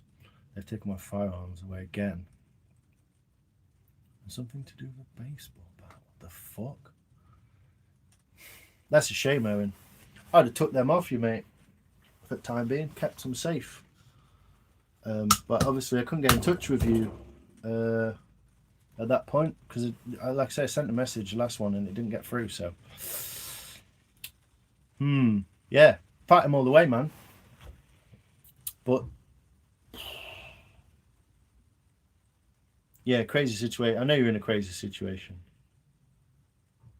I don't think you can send a private message on YouTube. You can send me an email though. If you've got an email address, Owen, my email address is in my page. If you click on the picture and go to my page in the bio where it says workshop stuff and walkabouts or something, and click on more. I think my thing's in there. Little fucks. But it's better than cracking you catching them and go to jail for murder. I know. Exactly what I said. I know. Yeah, this is it. She or them. You're supposed to be able to defend your castle, but only with reasonable force. So you'd only get hold of one of them, wouldn't you, basically? Other one would get away. I lived on my own since I was 13. Stealing has never been anything I've considered because it wasn't mine. Yeah, I mean, you know, I've walked out shops with stuff I've not paid for by accident, or, do you know what I mean? Silly things like that. But I've never just gone in someone's garden and nicked the shit. That's just, it's the lowest I can think of, to be quite honest. That's how I learned to not go into farmland. Farmers shot us with a rock salt or bird pellets. Yeah, scary and painful. I'm guessing it was as well. Just through the axe angle, forgot the blade was attached. Yeah. Well, I don't know. I probably wouldn't throw it. I'd probably just charge at someone with it. Just bury it in their head. Owen, you can't go to a short man and send a message, then delete after. Yeah, you could do. Or just basically, if you're going to send a message like that you want to be private, just email me. That's the best thing you can do. And then you can send me a message about your phone number or whatever you want. But yeah, you can email me. I think it's rhythm242 at gmail.com. Rhythm242 gmail.com. But you should be able to find it in my bio, mate. Mike, yeah. Just think, you go outside and give it. I mean, I only shouted out the window and they fucked off. They were down the road before I'd finished talking. They were down the road before I finished talking. So yeah, email us, mate. Yeah, best way. And then you don't get weird shit happening, do you? But you're welcome to do that, Owen. Rubber hose is the way forward. Rubber hose, yeah. You can get some pretty startling stuff. I don't know if it's legal or whatever, but I mean, most people wouldn't be very useful if you just. Do you know what? I got my umbrella stolen the other day. Can you believe that? I left it. I went round the res and I took some more pictures of some birds, and I stuck it near a fence post, this little post, and I put the binoculars on it and I was looking like that, and we saw some more peewits, what they're called. Oh, I can't think. My brain's gone. Need to go and eat some food. But yeah, we walked off and left it. Didn't think about it for about 25 minutes, and I, oh fuck's sake, the umbrella. So I went back to get the umbrella, and as I went back to get the umbrella, I saw a woman with a dog and two kids walking around the res, and she had the exact same umbrella, same colour, same handle, same scratches down the point. It was kind of like bunched up the same with the thing stuck around it. And I was like, oh, did you just find that umbrella? She's like, no, I got it at the car. I was like, oh, right, really? She's like, yeah, this is like the car dock. And I went, oh, okay, I'm just going to go and see if I've left mine around there, because I think I left it over there. And I was hoping I'd get around there, check if mine was there, and get back to her in time. But basically, someone went ahead of me and said, no, it's not there. I went back to find a woman, and I saw her in the car park, fucking scoot off in a car. She nicked an umbrella. Probably worth about £3 or something. Like, what the fuck, mate? If I'd have got that umbrella, even if I'd have been stupid enough to pick it up, pretend it was mine for the whole walk round, and then someone had said, "You just found that," I'd go, "Yeah, you lost one." I'd have given it back, but mind blown. If you charged screaming like William Wallace, I doubt you would get close enough to stick them. Yeah. Yeah, they took off, mate, before I even finished my sentences. No marks, just internal damage. Interesting, monkey. You thought about that one too much. My mum used to use a piece of garden hose on us. Well, yeah, I know it's been done before. Good grief, while you're out with people. I know. And this lady literally looked me in the eye and said, no, this is out of my car. And I was like, what's the likelihood of someone bringing an umbrella, not using it? I bought it because I wanted to stop the camera getting, my binoculars getting wet. Not because it was raining. It wasn't raining and it didn't rain. I didn't need it. But I bought it because of the cameras. And so what's the chances of seeing someone else with an umbrella? No one else had one. No one else had one. The whole day. We probably saw like 30, 20, maybe 30 people with no umbrellas, dogs, kids, bikes. And it being the exact same umbrella. Hey, Lewis, how you doing, man? Good grief. While you're at... Yeah, I know. What? And I thought, do you know what? I feel sorry for people like that. How sad. How sad have you got to be? How sad to steal an umbrella and then look the person in the eye who's literally said, I've just lost an umbrella exactly the same as that one. And go, oh, no, this one's out the car. Like, yeah, of course it is. What I was hoping would happen was that I'd go around the corner, find my umbrella, walk back past her and say, see, look, we've got the same umbrella. That's weird, isn't it? Wow. But no, it turned out the other way.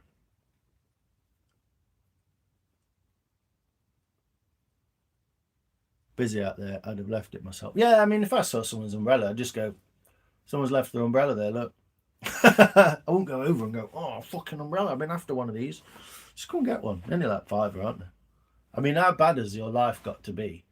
This is what, at first I was really kind of angry, and then I felt like really fucking like weird. I was like, I've just been robbed by some old bird. Which wasn't old. She's like same age as me, probably. I was like, I've just been robbed by some woman who's just sweet talked me. I was really angry, and then I was really just like, I felt like fucking stupid. And then I just thought, fuck me, what a sad life she must have. If stealing an umbrella like makes her feel good about herself. Let her fucking have it, mate. Do you know what I mean? Hey Lewis, how you doing, man? All right there, mate. Your wildlife pictures a month or so ago spurred me on to come back to the UK for my birthday. No way. All started from checking in for some British culture before work. There you go, mate. Where did you come? Where did you live? Where do you live then? Better you took the high road in that one. Yeah, I mean, what could I have done really apart from go, are you sure that's your umbrella? Let's fucking go and find someone and find out or something. You know, it'd have been like... been a bit of a tussle, wouldn't it? I don't know how you could have proved it was your umbrella. You know, I was thinking of whether I'd taken a photo of it or.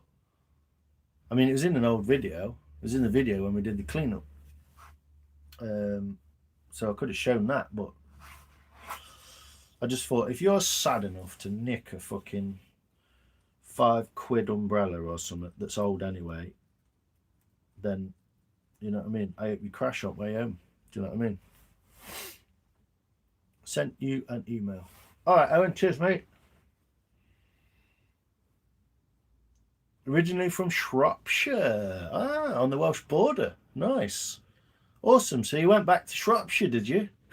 That's crazy, man. You see, you put these videos up and you never know what someone's going to think of them, do you?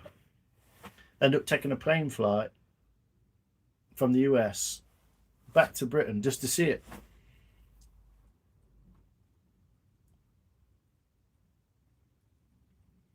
She'd be in the mud, I know. I know. I just thought that you can't go challenging people over stuff like that, can you? People think you're fucking weird. Oh, you're coming back next month, March 18th. Nice. For your birthday. Nice one, man. Where are you visiting? Are you visiting family, are you? Or going to visit some family?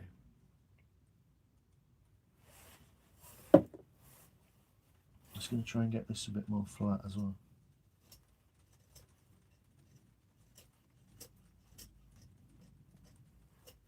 To be honest, I don't know if I want to use the ticker cam in here. I don't know if I want to use it. I do want to use it. I'm just not sure. I'm not going to do it right now on a live.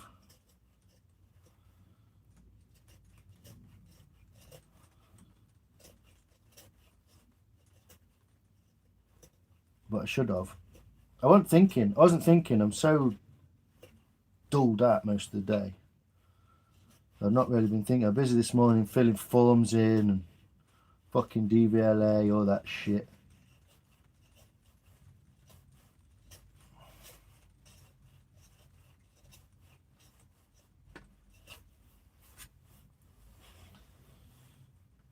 Dicking around with that, all that crap. And I'm just not thinking. So what I should have done is we'll just be looking at this bowl and thinking it just wants that ticker cam sticking around it. That's what it needs. So maybe it's a bit of a disappointment actually for everyone that I'm just sat here carving on my knee and you can't really see what I'm doing.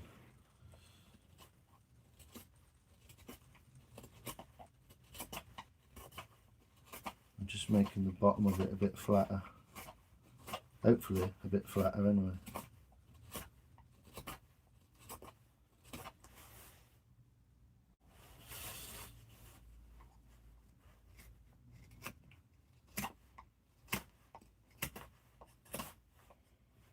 Oh, it's not flatter anymore. Just chipped a massive piece out of it. There we go.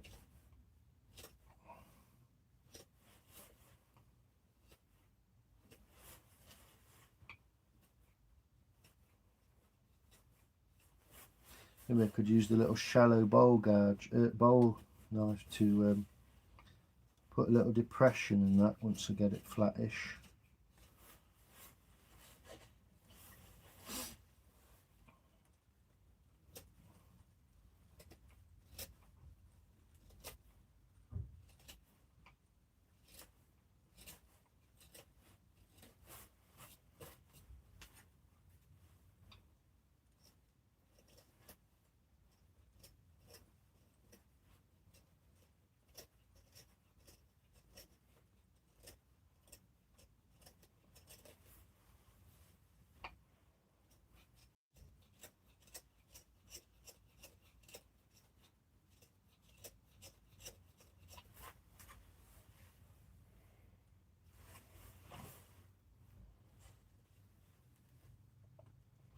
And it only wants to carve one way, that wood. So if that's the case, we'll carve it that way, shall we?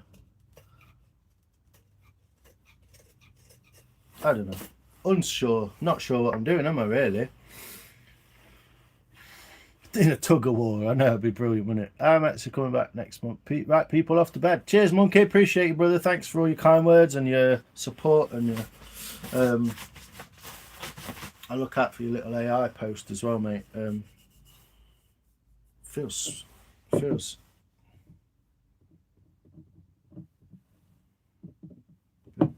bit better. Nice and secure. Those phrases are exactly what I miss about the UK.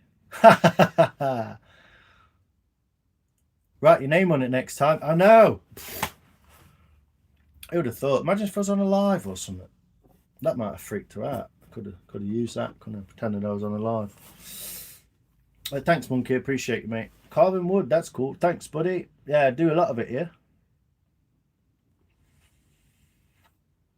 Is going to England somewhere. I sent the Lions video. Yeah, let us know if you know where what county she's going to, or what city she's going to, and I'll let you know. Carving wood, thanks. Thanks, Katarina Wong. Hello. The one and only Katharina Wong. Me to her boyfriend went to a friend's wedding there last year. Wants to take her this year. Right. You could become a sightseer. I'm always watching videos and looking at stuff and reading books and stuff like that as well. So, night, monkey. Appreciate you, brother. Thanks, mate.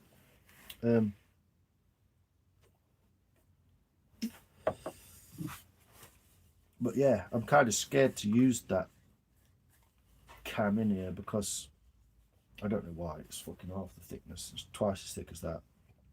I just don't want to muck that. Maybe it'll work. Maybe it'll work. I will. Yeah, let us know. Let us know where they're going, where they're headed. And I can tell you probably something about it or find something about it. Not that I've been everywhere in the UK, to be quite honest. Not that I've been everywhere in the UK, but I know a little bit about some places. Oh, culture. So, I need the other thing, to be honest, if I'm going to do this. I need the other, whatchamacallit.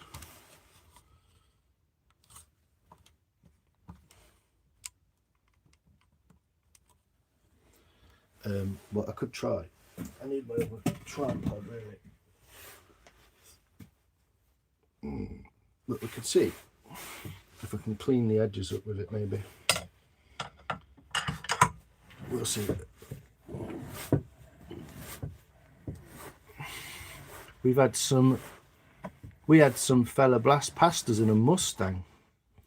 And I said to my wife, ask me if I'd stop if we saw him wrapped around the tree up the road. She was looking at me all crazy. That's just part of our culture. Yeah, it's exactly what I would say. Probably exactly what I would say, Lewis. We're like, yeah, I bet he'd be wrapped around a tree up the road. No, it's true, man. I don't know if that's a British thing or what, but it's definitely something I would say. Probably, I've already said something like that, probably. People racing around. I mean, I don't mind people racing around. I used to race around on the bike, but not through traffic and stuff like that. Right. Let's set this up. Probably piss everyone off now by doing this. Because I didn't do it earlier, did I?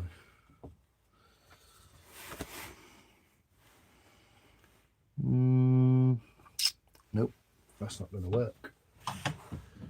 Let's have something a bit thinner under there. It's very close to the edge. Very close to the edge. I'll do this.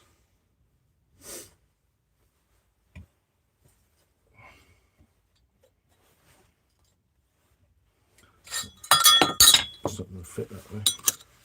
Oh, it's all going wrong when alive. What should we do?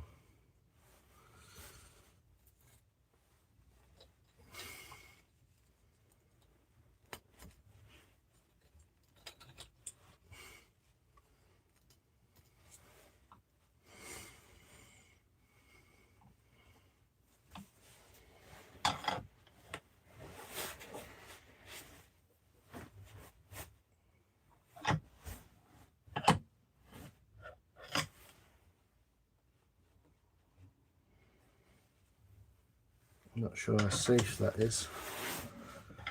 If I can get a decent grip on it, we'll see. Might work, might not. We'll find out. Let's have a look. Ding, ding.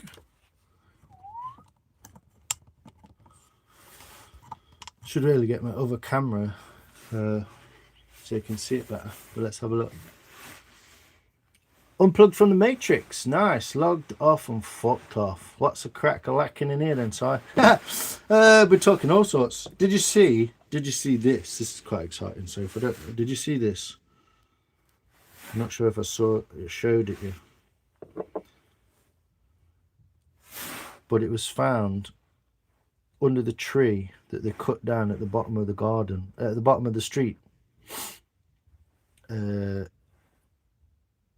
it's a conker that sprouted on the pavement of all places because it was raining so hard. And so I've kept it alive. And I'm going to plant it and make a new tree. Woohoo! Conker, rooted one, yeah. You had me cracking up earlier when you said you'd hope she'd crash on way home. Yeah, no, well, that's what I thought. I just thought, you get into a bit of a near miss and you think, fuck, and fucking umbrella hits your back at head or something out of boot. Do you know what I mean? Not just a British thing. I think that almost every time someone blows past me, wrapped around a tree, pulled over or something, yeah. It's what you think, innit? It's just what you think. Ooh, I like Swiss knife. Oh, you like this one?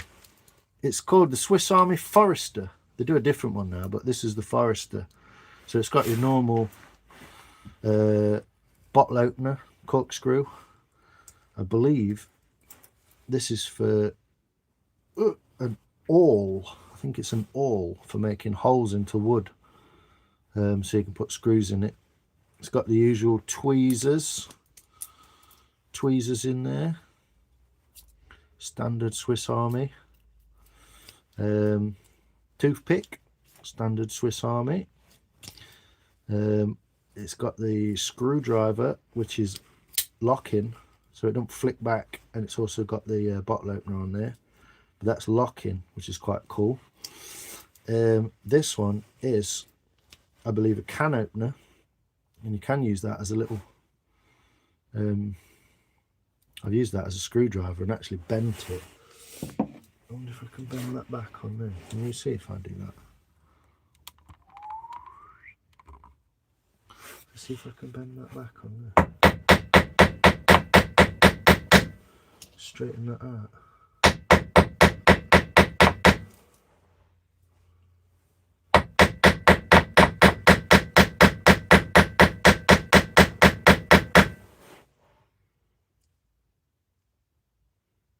Not perfect, but a bit better than it was. So that's the can opener. Handy having a little anvil on the back of your vise. And so yeah, that's the can opener.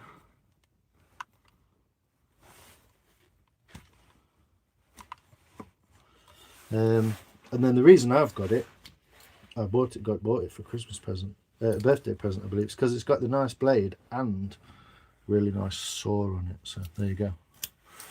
Rooted conker, I know. Cool, isn't it? Yeah, it's decent little knife. Absolutely. Karma has a mysterious way of working. That's what I'm hoping, Lewis. Many talents, me. Oh, fucking just a bloke, Connor. I've helped a lot of people that lost control for different reasons. One gal, low blood sugar, thought she'd stepped on the brake. Was the gas rolled 6 times, pulled out the car on the side. Good on you. I think you can rest easy. Get it in the garden. Yes, so if I'm going to plant it, next nice warm day, I'm going to put it in some peat. Well, in some compost. Does everyone mind waiting? Well, I just do a quick camera change. Tripod change, so you can see what I'm doing better. They're funky little things, aren't they, these? Okay. That's not too bad, is it? Little tripod change. There we go. We're secured again. Nice.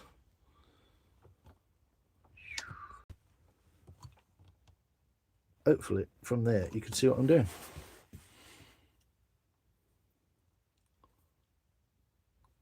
Yeah, it's a cool little knife. I think they're about 20 odd quid or something. Probably more now, probably 30 quid. But yeah, there's a couple of scrapes and stuff around here, so I might actually just try and see if I can use this tucker cam and have a go. Hello, come in. Hello, Mike. Remember to like and subscribe. Thanks, Julie. I appreciate you. 50 likes. Wow, thanks, people. Carnage. Hey, mate, just got home from work, having a creamy fucking pint. Good on you, brother. How you doing, man? You good day? Sounds flipping nice, that.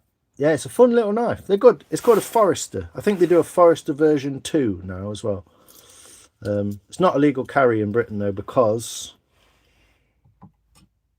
careful, because this locks out. It's got a little locking mechanism, so it's not a legal carry in Britain, so it doesn't go anywhere, but it sits in the garage. I've occasionally taken it out to the woods, but it goes in my bag, so it's not a legal carry. Love a Guinness. Can't wait to sink a few scoops. Yeah, man, get involved. There's some beautiful beers as well out here. I don't know if you like heavy stuff or what, Lewis, but go ahead. Nice. Ice cold. Sounds good. Hey, pocket knife. Here, a pocket knife new, $65. Wow. Crazy expensive, are they? Wow. Well, I got this, I think it's about 30 quid or something. I think I got it for like my 30th birthday. Yeah, it might have been my 30th birthday. So about 15 years ago. Howdy y'all. Sizzle Moon Song. How you doing, brother? Hope you're well, mate. I'm alright, Carnage, yeah. I was gonna just have a quick blast with this little thing and see how it fares in this bowl. Hopefully you can see kind of what's going on there.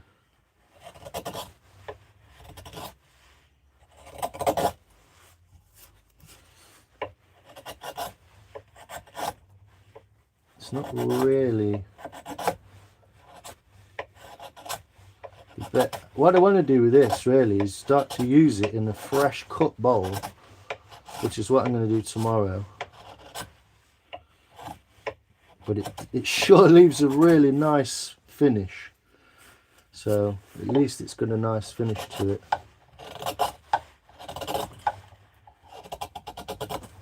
So you can see it's got a twisting kind of motion.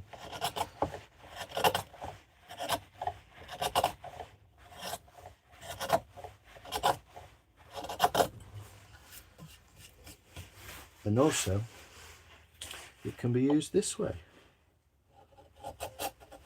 Even though it feels very alien to me to come this way.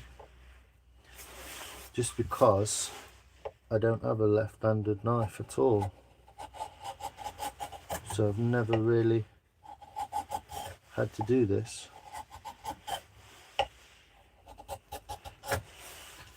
But it is cutting nice, and I mean this is like almost dried ash, so it's pretty amazing really. Yeah, it's got a very strange, oh that's better.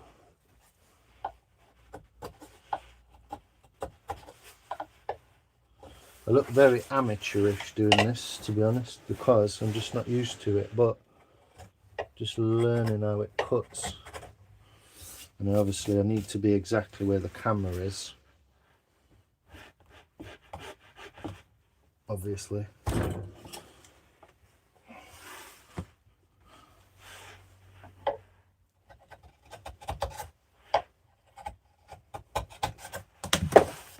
Oops.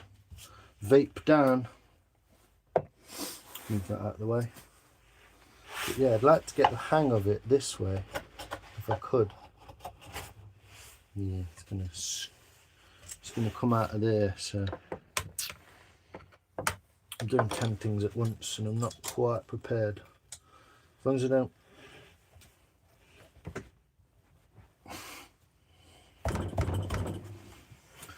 do anything to the tool.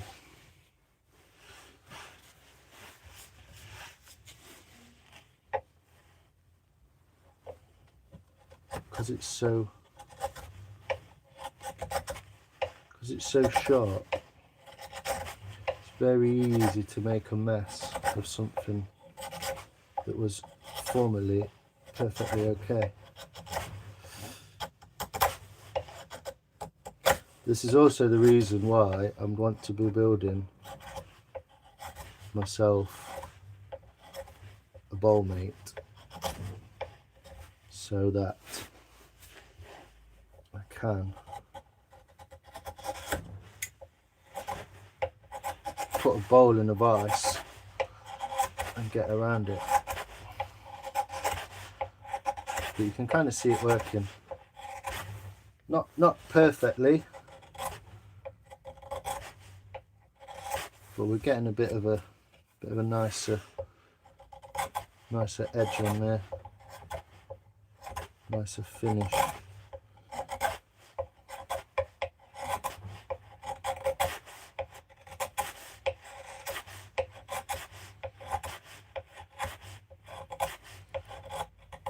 It's all about that angle, I believe.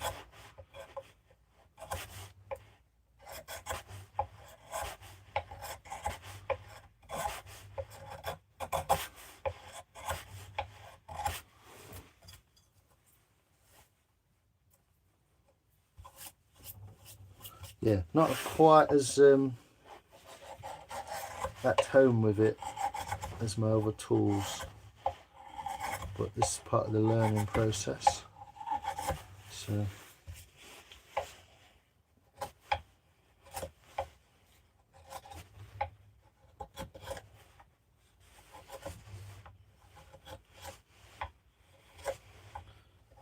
it's got to conform to the shape of the tool, you see.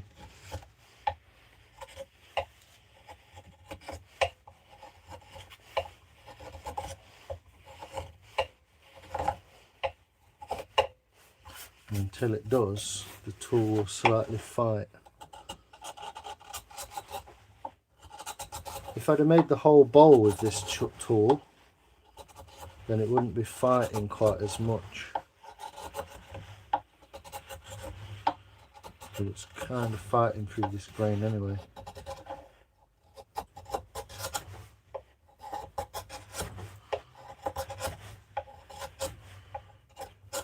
Because there's an end grain here as well, so it's all to play for, isn't it? And I'm not watching the chat because I'm watching myself ruining this bowl. Trying not to ruin the bowl.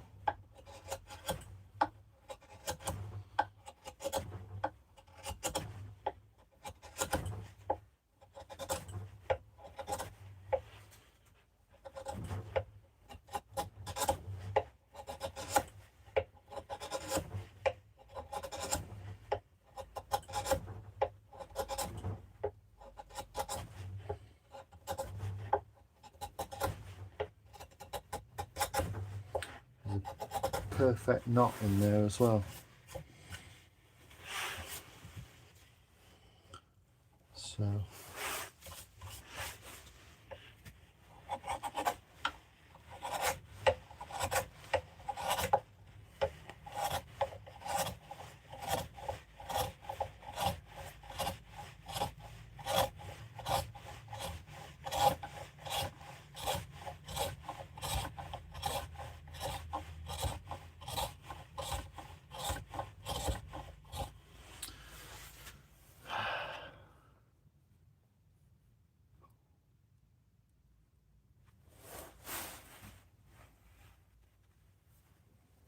oh, you got your CRKT on you. Yeah, they're fancy knives. Simon is a young blood. Ha! Don't know about that. 100 quid, is it? Fucking hell, Rolls. 100 quid, is it? No way. Yeah, it's cool, isn't it? It's Welsh. It's named after a Welsh word. Tucker. Tucker cam. Used correctly from the off, rather than starting a project and then changing what tools you're using while you're doing it, it seems a little bit simpler. So I can't wait to actually start a project with it properly and get into the bowl properly.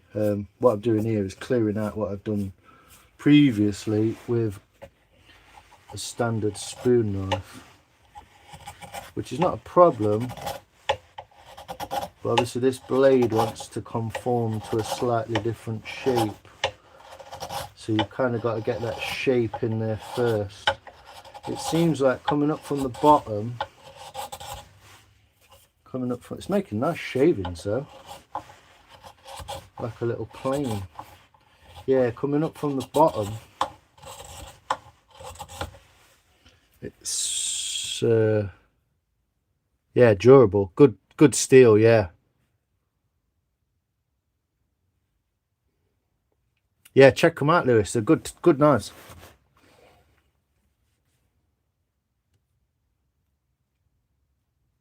Much larger like a canoe? I would love to, mate, but no, I've not as yet. Yeah, they can burn it out, or even traditionally they would axe it out. I saw a guy make a massive one. It's an Australian guy, I believe. He did it on a video on YouTube. It was fascinating to watch. But he did end up using a chainsaw and an axe and a chisel and everything else he could throw at it, basically, because it's quite a task. Quite the task once you get started. So yeah, I'm fighting the end grain and cutting myself in the process. Yeah, what the difficulty that is here is I need to be here where this camera is, obviously. So I might move it like that, and then I'm less likely to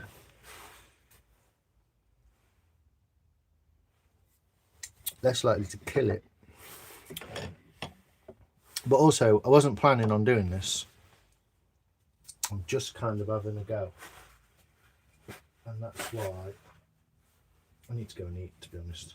That's what I need to do. I just cut myself again. So, just nicked it. Not a big deal. We are perfectly fine, so don't worry. I've done worse with a blade. Done worse with a normal blade, to be honest. I've got here some tape, some electrical tape. Let's use some of that. Not sticky anymore. Oh, it is.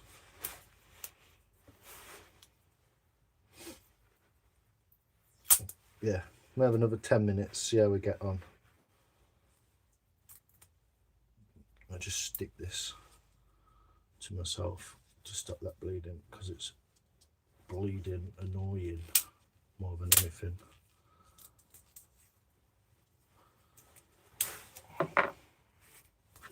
All good. Excellent. So yeah, just see if I can work my way up and out of here.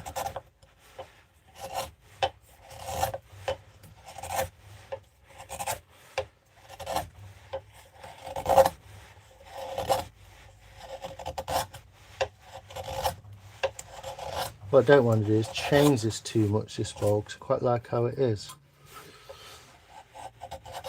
But just trying to get a little bit more curvature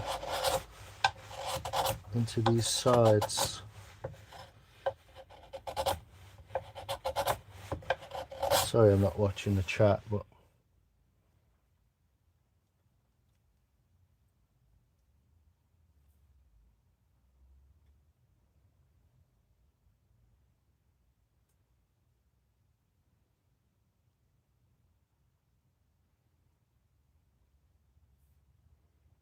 Sophia's back. What are you saying, Rolts? That's not what she said. No, you're alright. Makes me laugh. Random question. How many nondescript containers of random bolts and screws is too many to have in your shop? I think I've got quite a few, mate. There's one just there on the desk, which contains a few bits of brass, a bit of copper, some 1000 grit paper, and a drill bit. Never too many, as long as you're using them all, I guess. Same with cars, isn't it? Or motorbikes. the amount of motorbikes you should own is the amount you have plus one, I believe. So I'm doing this slowly and gradually rather than trying to chew it all off in one piece.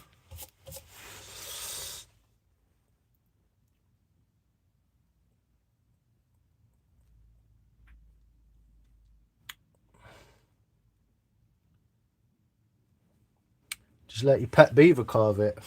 It's not a bad idea, mate. Train a beaver to like carve stuff. That'd be cool, wouldn't it?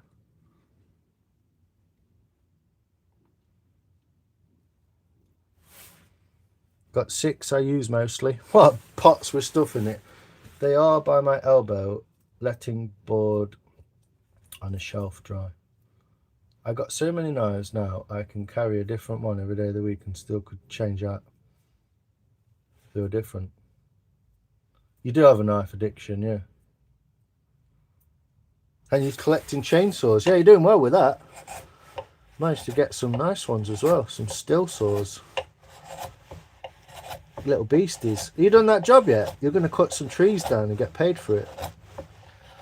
I think you should record it. That'd be cool.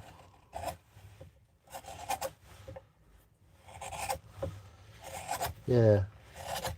I was worried that I was going to ruin this bowl by doing this, but I'm actually really glad I've done it now, because let's put that little bit of curvature back in that side of the bowl. So that skipping noise is not what you want to hear. It's the smooth carving after it. You've kind of got to go through the skippiness, because I'm changing the inside of the bowl, basically. Changing the shape on the inside. Hopefully you can see that dirty part there.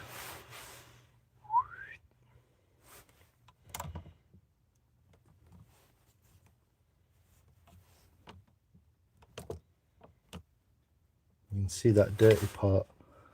I'm coming up to it, slowly coming up to it.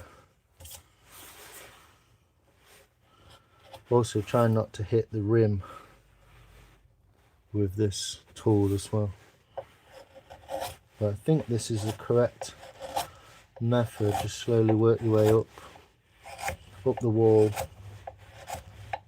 and eventually, once you get to the top, it will have conformed to the shape of the tool. So there you go.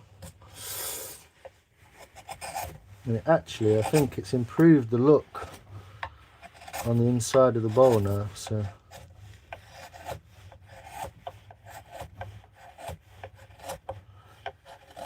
some expert tucker cam person will probably tell me this is not the best way to use it.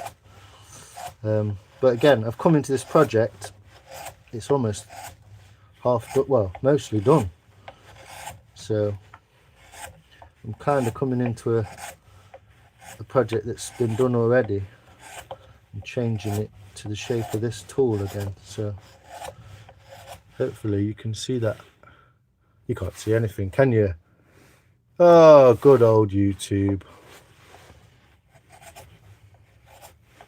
You see it happening now? No, still can't see it happening. It's all that focus, isn't it?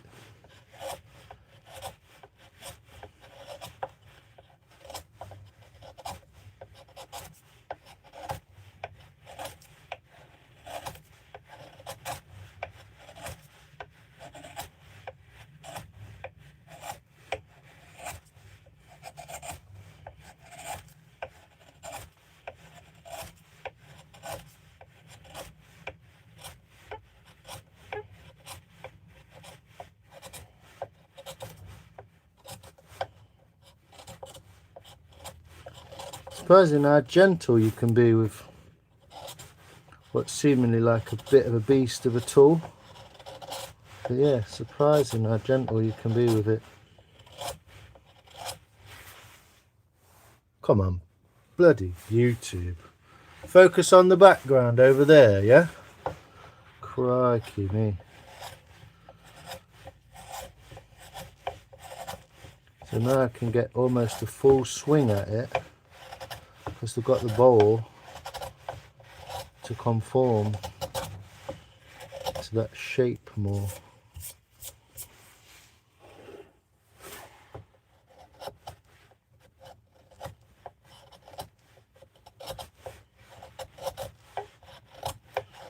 Anyway, finish this bit. I'm going to get my tea. We're done 2 hours. Fucking hell. 3 hours. I thought I was on 2 hours.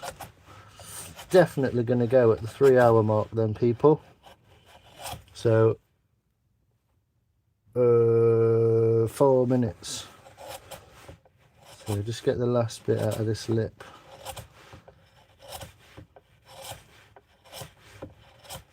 Yeah, not perfect. I'm definitely getting the idea of how this works. I'll get back to the chat in a second, and then I'll have a little vape with you. And it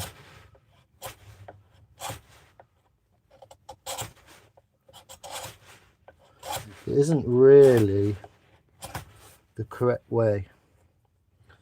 This tool's really a boring tool for scooping in like that, but it does have multiple uses, obviously, because it's multiply angled. So, but yeah, glad I did that.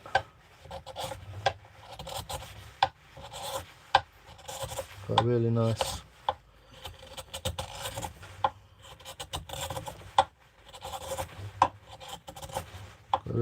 round section to this bowl now. And ideally I'd like to leave the bowl at this point and say it's done. Now I've put this tool through it.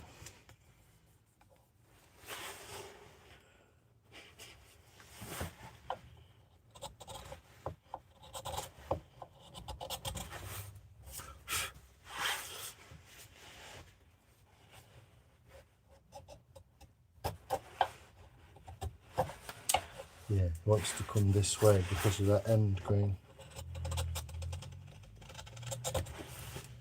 But it's quite high up for putting that pressure into it.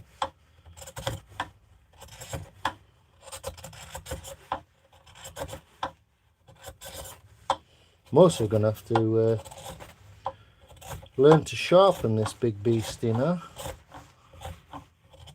But shouldn't have too much trouble with that.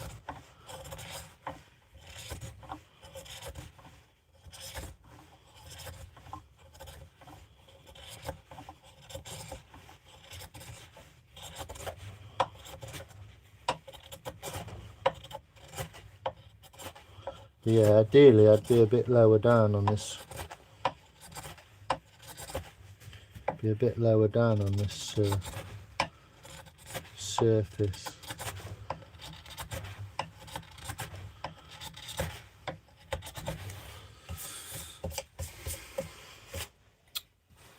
Again, need to be where the camera is. So let's move you over there. Keep moving you around.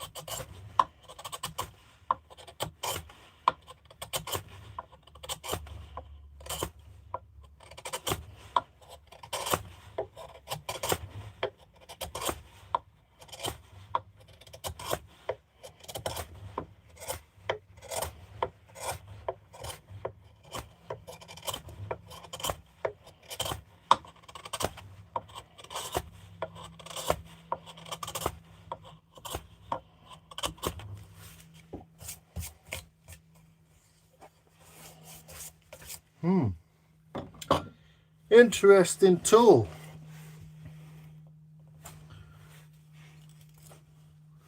Interesting tool, nevertheless.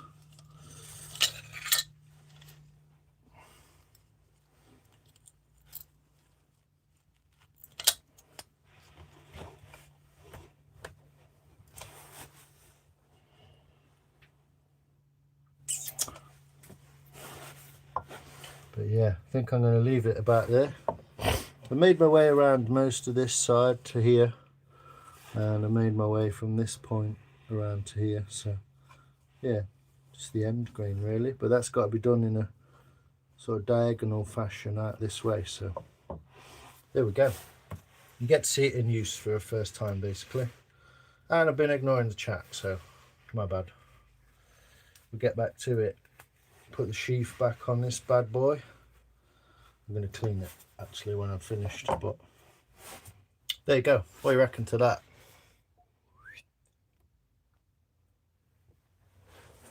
There we go. Right. Oh, it's ended up taking too long. I'm an hour over as well now, so that's fun. Need to go and get some tea, some starving. So hopefully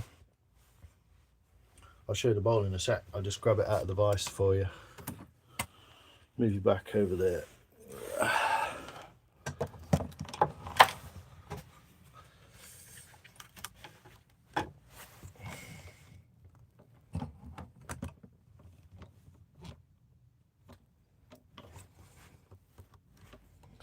And I'll show you the kind of result of using that. There we go.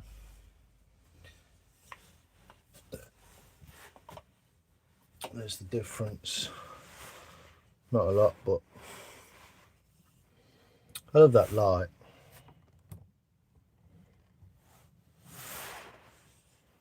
So that's the old grain.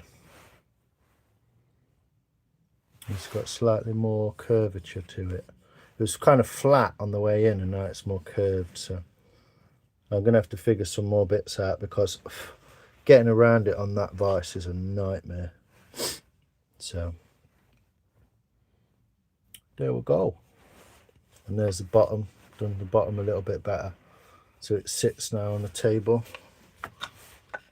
Sits flat without rocking or moving too much.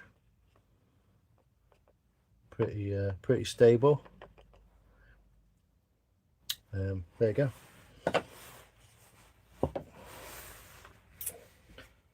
Let's see what the chat's saying, and I'm gonna bugger off and have some tea. So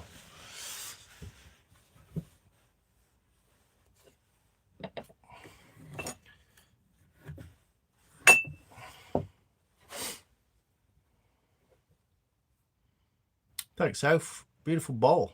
Thank you. Sorry I missed. Every single person in this chat is great. We're all amazing people with big hearts. Yeah, that's true, mate. Definitely have the connection. Without withhold your judgment until after I start doing lives. My ADHD will be on full display. Woo! Bring on bring on the tism, Mike. I say bring it on, man. Let's go.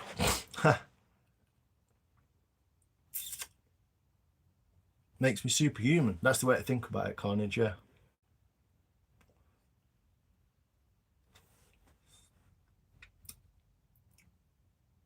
Goofy sometimes and suddenly be serious, Jamie. Yeah, I'd do a bit of that, I suppose. Can never call you a girl. You're a woman and we're proud of it. Trade-offs, yeah. It's like blind people being really good with music. Well, you lose one sense and then you get another sense like overloaded, where it's really good at something. So thanks, Soph. James, remember the one thing that you get what you give, and if you're a nice person, people will be nice. Yeah, not always the case, but it's still better to be like that. Still better to be like that, isn't it? Yeah, it's coming along nice. Look a bit more out of this corner here and get it round again. And there's a few dinks in that back end there. What it is I can't get fully around the bowl. I can only get from like I can almost only do almost just a 180. I can't quite get a full 180 in it, so that's why I want to build a bowl mate, and I will be doing that as soon as it stops raining.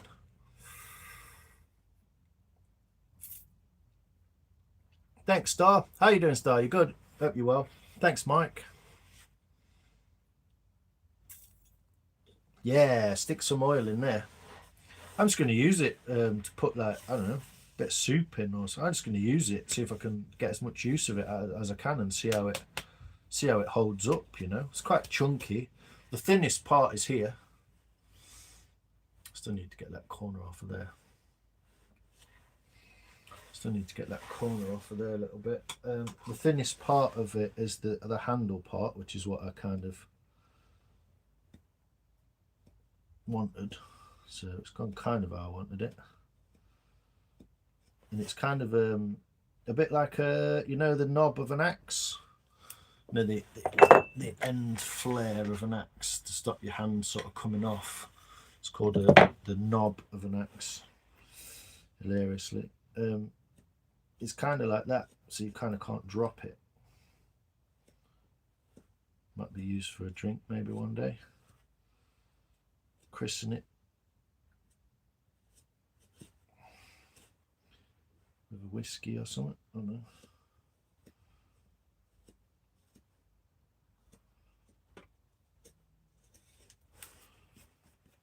But yeah, it's becoming super cool. There we go. It's got that little bit off the corner, so you can kind of like hold it, and it kind of like don't fall out your hand. It's quite comfortable. Yeah, we'll see. We'll see. Start. Can we have a close up? Of course you can see this. Let me do this with the camera, and it'll make a better close up for you. There you go. So what I'm aiming for, you see, is the thickness around here to be even,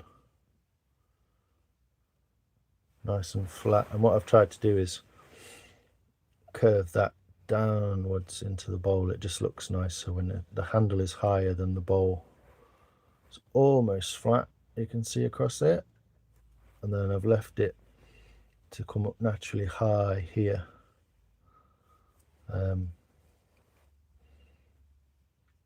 I'm not sure what to do with these yet. I'm going to cut them in a little bit better, but I am probably going to leave them as they are.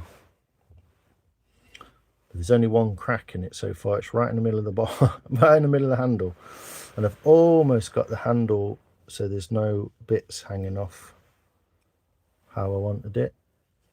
And it's pretty chunky still. It's quite thick. So it was about 15 millimeters in there, which was the thinnest point. So there we go.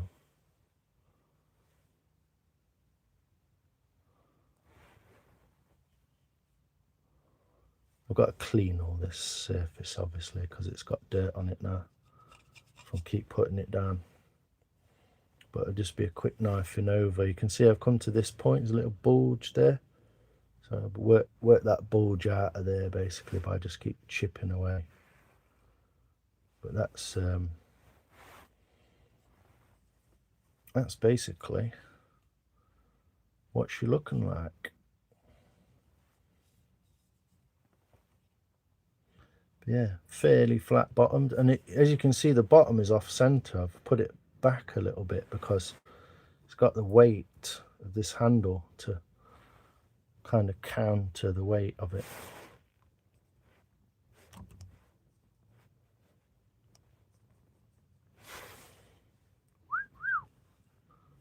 Yeah, it's quite cool in at the back. It's weird, but yeah, should be able to. I mean, you know, it's kind of as deep as a fist.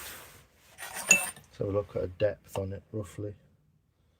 It's about 65 mil, 60 mil, about 60 mil deep. So, you know, good. Almost get like a can of soup in there or something. Almost get a can of soup in there. But I have got dirty fingers as well, so I'm going to stop touching it now. But there you go. Be my third bowl, this will. My third bowl. I'm finding bowls easier than spoons. They're a lot less intricate, obviously. A lot less intricate. Thanks, Soph. Throat on one side. Oh, has it got you? Let's keep swimming. Thanks, Soph. Yeah, it's cool, isn't it? The spot on the side will let you display it on a shelf. Yeah. Yeah, look cool, wouldn't it? What do you call a shelf with glass? I can't remember. A shelf with glass? Like a floating shelf. Lychee bowl. It is a bit, isn't it? Yo, Whitlin, how you doing, man? What's that in inches? What, 60 mil? About 2.5 inch. Give or take.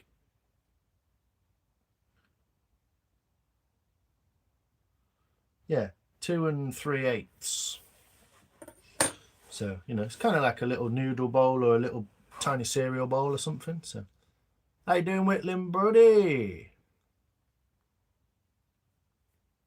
50 mil is 3.5 inch. Yeah. The handle. That's all right, Soph. Thanks for asking. Nice when people are interested. Yeah, so it does rest nicely now. Sort of the bottom out a little bit. Just going to do a bit more in there just to kind of just to even it out in a circle, and then I'm going to leave it, and I'm going to work on the outside with some clean hands. You good? How are you? Nice, man. Good to hear it. Good to hear it. Did you see the big tool? You saw it in the video, didn't you, mate? Thanks for your comment. I really appreciate it. I really appreciate everyone's comments. Oh, she got me, look. Got blood on the handle. First wound on the handle. But yeah, you saw it in the video, so thanks for your comments, everyone. I'm going to go and get my tea because it's in the microwave. Nikki! Oi, oi. How you doing? I'm just about to go and get some tea. This is the only detail that I've kind of put into it so far that I'm quite chuffed with. So I've put like a slope out that way and a slope out that way and left it in the middle purposefully on that little 45-degree angle. Look, might do that a bit more, a bit chunkier, take a bit more out and leave the centre. Cool, isn't it? I've just been doing a bit on the bowl, Nikki, basically. In other news, I have a sprouting conker, which I'm going to be planting and making a new sweet chestnut tree. I think it's sweet chestnut, yeah. Horse chestnuts are the other ones with the hairs, aren't they? Going to make a new conker tree. Woohoo! For the one that was cut down at the end of the street. It's kind of weird. I went to save the wood and ended up finding a conker. So there we go. Got some nice curls out of that as well. Look. You missed a bit of if you rewind a little bit, there's a little bit of crunch time from the big tool. So yeah, thanks, Soldier Farms. How you doing, brother? You good? I watched you the other day while I drank my coffee. You were you turning a, I think you were sanding a pen blank maybe. But I had my hands full. I was washing the pots and drinking a coffee. So I appreciate you turning up, Soldier. How are you, man? Ooh, fab, look at that. Thanks, mate. Isn't that neat, monkey? I've never seen one sprout before. Yeah, I've never seen one sprout. But I looked down on the floor, just on the floor, on the pavement, on the tarmac, or whatever you guys call it, on the asphalt. And there it was, sprouted. So I thought, tree down, new tree, let's grow it. Coffee is essential because biting people is frowned upon. This is very true, mate. That's very true. I like that. It's a good statement. I like that, mate. Yeah. It's better probably to drink coffee than bite people. This is good. Yeah, that sat there waiting so I could find it. And I actually lost it for a second. I put it on the wall, and so I get it on the way back from the shop. And then I forgot I think it was raining on the way back, so I had my head down. And so the next day I was like, that conker, I never got it. So I went out and got it, but we're good. And then, yeah, these are the other things for the people who are new, who have just popped in. These are the other things I've been making. So that's a spoon from hazel. Just a hazelwood spoon. Quite a big piece of hazel. I think we got three or four spoons out of the log. Split one in half. So that's going in my utensils pot. I'm going to keep that one because it's one of two that came out the same log. So it's a bit of a special one. And that's the other willow bowl that I finally finished. There's a short of me oiling this if you want to go watch it. But she's quite a beauty. She's a beauty. Really chuffed how that turned out. So yeah. Look at the fiery, it looks like flames, doesn't it, down there? But I've got dirty hands, so I'm going to do this quickly. But it's almost white in one direction, and then it goes like orange in the other direction. So how about that?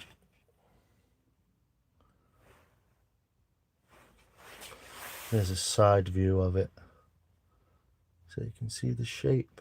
Inspired by a little bird bowl that I saw on YouTube by a guy called Alex.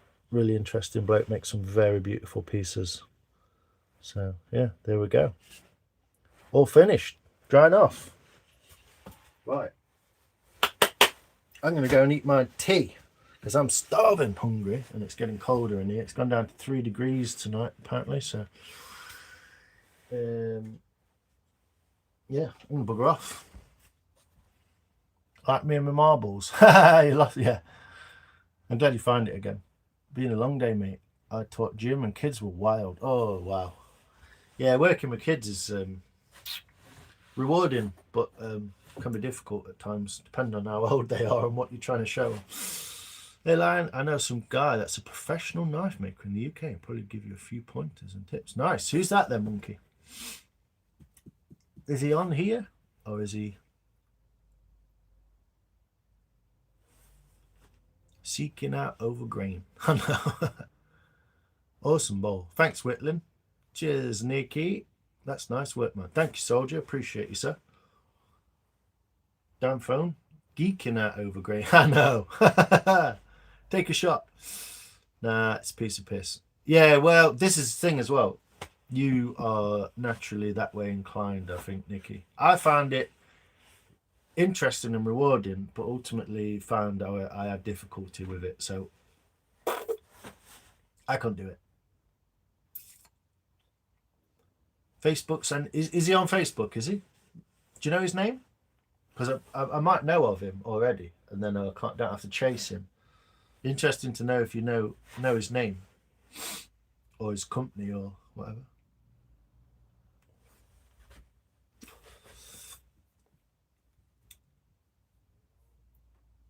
You should also check out the pinned message from Cobb Mountain. That guy makes me howl every time he comes in. Tune in to Gav for a bit. Nice. Yeah, Gav's on radio. I might go and do that.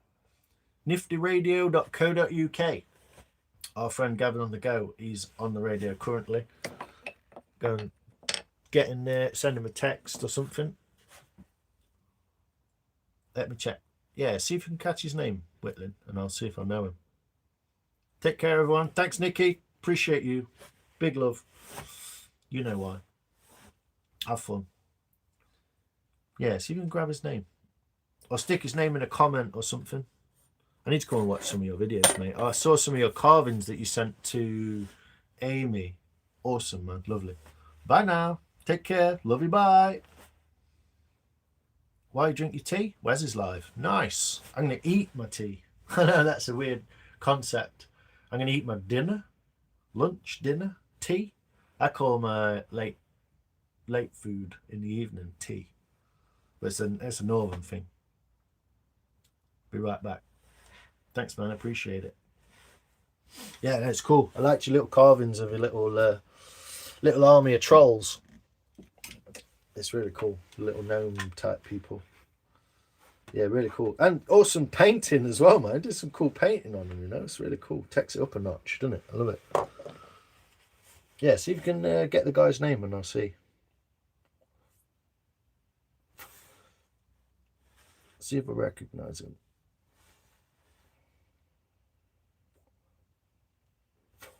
But yeah, I'll bugger off when Monkey comes back and lets us know the guy's name. Put my tools away. And I'll bugger off because it's getting cold in here as well. I don't know if you noticed, but I am actually wearing my big winter down jacket today just to keep warm. I am warm. But yeah, not all that smoke out of my mouth is vape. Some of it is condensation from my breath. So yeah, tools packed away. We'll leave that on there. I'll take some bits in there. Anyone that sent more than a sticker usually gets something back. Oh, nice one, Monkey. So you got something from her as well. So I was offered a bike, and you are certainly the man to give advice. Ooh, what is it? What is it, Mike? Thanks a bunch, Si. You're all right, Soph. Thanks for popping in. I really appreciate everyone's comments and likes and saying hello and dropping by, spending time, chatting shit. I appreciate it. It's nice talking to nice people, innit? What you got, Mike? Is it Japanese? If it's Japanese and the fuel tank's clean and it's got oil in the motor, I would say get it. That'd be my advice before you tell me what it is or whatever. Tell me all about it, Mike. What are you saying?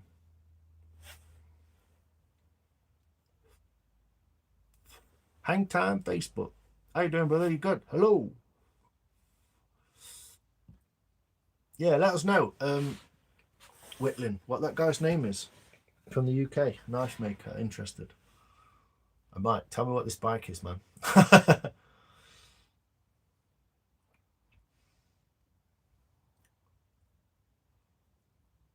Tell you what I'll do. I'll leave these bits in here for the minute, and I'll get into the kitchen and I'll microwave my lunch while I tell you what go on.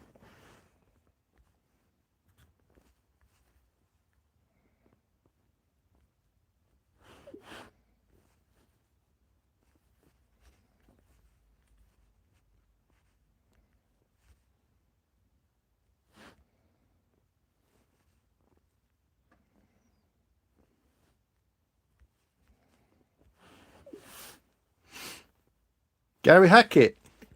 Yeah, that's my friend Gary. He lives down the road. I saw him at the Bodgers convention. It's Hackett of Sherwood. He actually made one of the knives that I have in my tool roll. Monkey. Yeah, it's my mate Gary. He lives in Mansfield. He's from Sherwood Forest. Hackett of Sherwood. Used to go to the pub with Gary. Used to go down the pub. So yeah, this is a Gary Hackett. This is a Gary Hackett blade.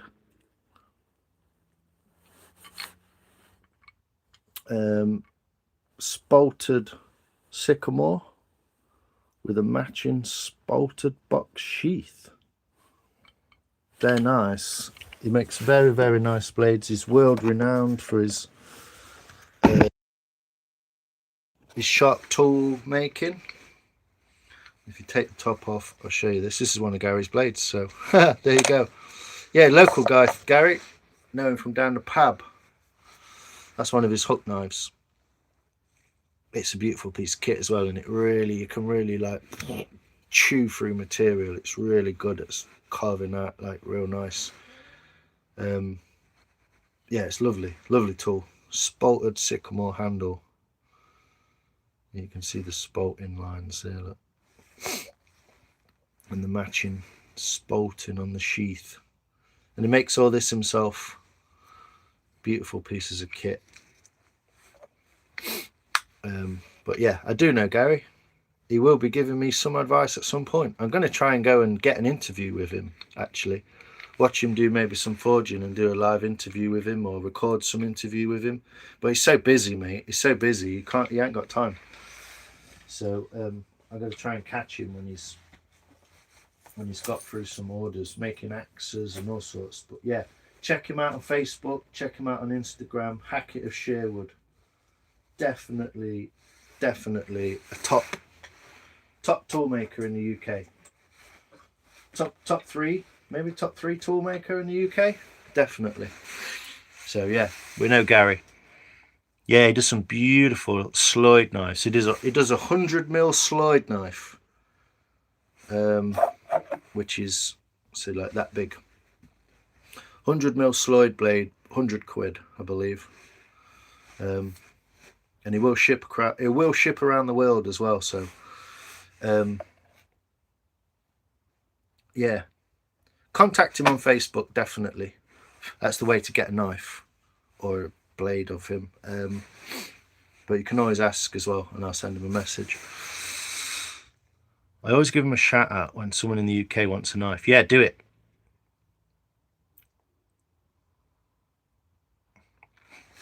Yeah, I want to go down and to his forge and say hello and do a little interview with him. So I might do that at some point. But yeah, always feel free to say, like, I'd love one of these. Let's see if he'll turn that light out. Yeah, he's a good friend. Very, very, very, very knowledgeable guy as well. He knows his onions. He definitely knows his onions. Anyway, where's Mike gone with this bike? Did he tell me what it was? Did you say hang time Facebook? Yeah. Oh, fingerboard. Okay. Sorry, mate. Yeah, hang time fingerboard. There you go. Are you into guitars, or what's the significance of that?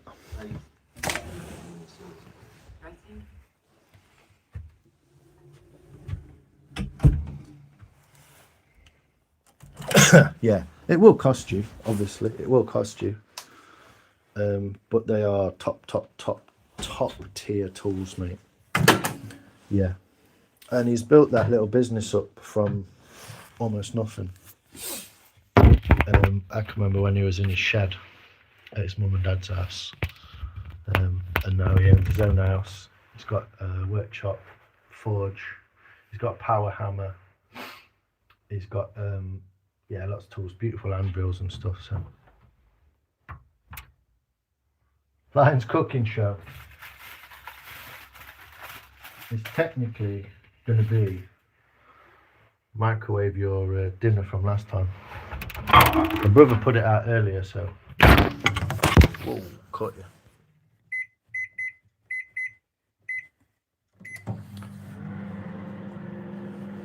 So yeah, that's what we were doing. But yeah, Gary's a good friend. Very busy man, hard to get hold of. But I did speak to him about 3 or 4 days ago, and I keep pestering him. Hey, you alright, Mike? What are you saying about this bike, bro? Simply Donuts. They look good.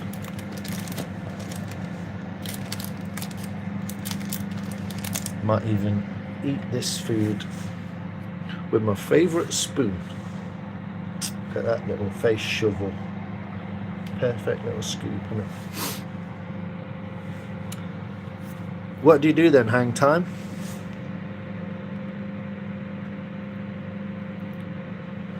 Get some water. Oh, thirsty, man.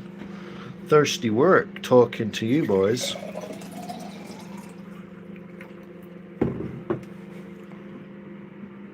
Do I want to give 2k for a 2015 Royal Enfield Bullet 500? In dollars, what does that make it? Like less than $1,500? $1,800?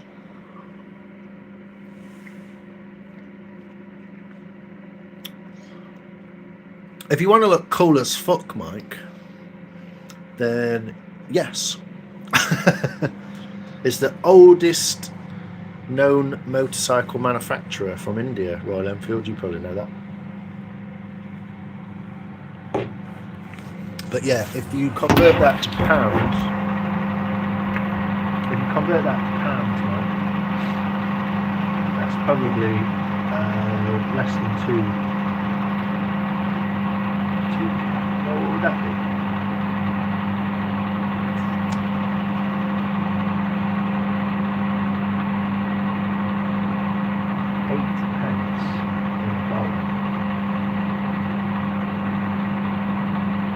Yeah, it'll be about 600 quid. I think it's some shepherd's pie. Or maybe not shepherd's pie, no, cottage pie, I think. Cottage pie with some veg and some sauce. And it's done. 1,500. Yes, Mike.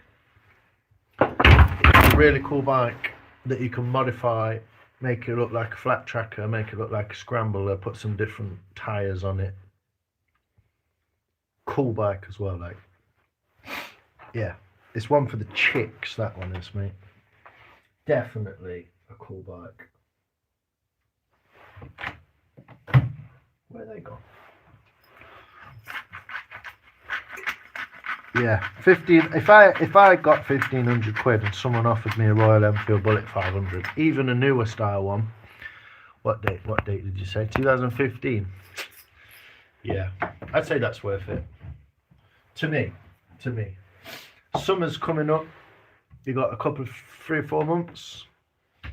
Do something with it, clean it up, get it working spot on, easy to work on, simple design. You might be able to flip it in the summer, mate. Take it for a few rides.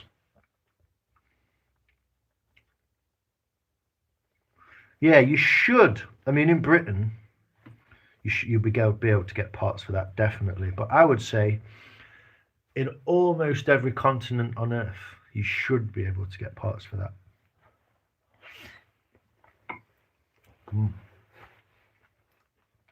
But yeah. It depends what state it's in, obviously. It could be rusted, it could be, not working, it could be broke, it could be this, but yeah. Check your parts availability. Also, check out the Bike Shed. It's an English guy who's got a place out in California called the Bike Shed in LA. And he would be able to help you with that as well. Can't remember the guy's name, but if you check him out on YouTube, he's about on YouTube. The Bike Shed. It's a big place in London, but they actually went out to California and got a place in LA now. Thanks, Julie.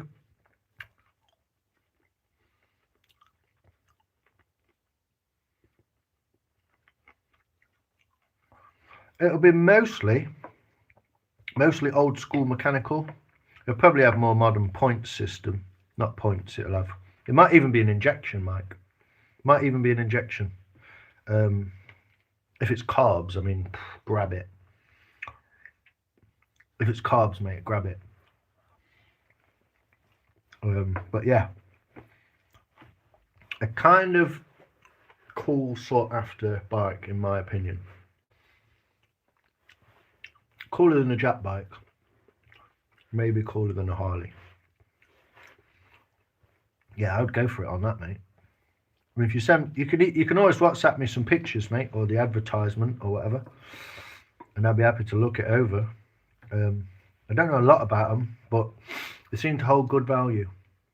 But that's basically like, I think they'd be about 6.5 grand here for a brand new one. So 1,500 quid, not looking too bad. Plus, you live in a really beautiful arid state. So if it's from close by, you shouldn't have much problem with rust or anything like that. So I'd go for it, mate. I would say that's worth looking into further. Definitely, mate. But yeah, definitely look up the Bike Shed. They did a cool conversion of not a Bullet, but one similar to a Bullet, a 500, the same engine, about 4 years ago now. Looked really cool. Check your WhatsApp. Cheers, mate. I'll have a look. I like the straight sloids. I like them. If you're on Instagram, Whitling, check out a guy. He's on here as well, but his knives are on Instagram and he sells them maybe in Alaska. But he makes a beautiful, beautiful, just pin straight sloid. It looks about 110 mil. It's massive. His name's Squatch and Sons Customs. If you put Squatch and Sons Customs into here, he's got thousands of followers. He makes spoons, bowls, little trinkets and all sorts. But definitely check him out, monkey. It was your side of the pond. And yeah, really cool guy. So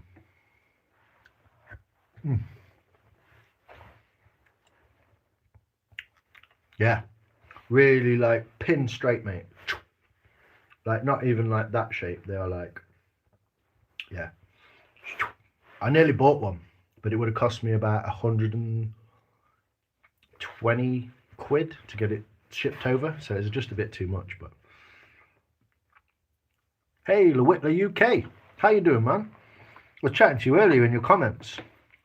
Thanks for watching my video, man. I really appreciate it.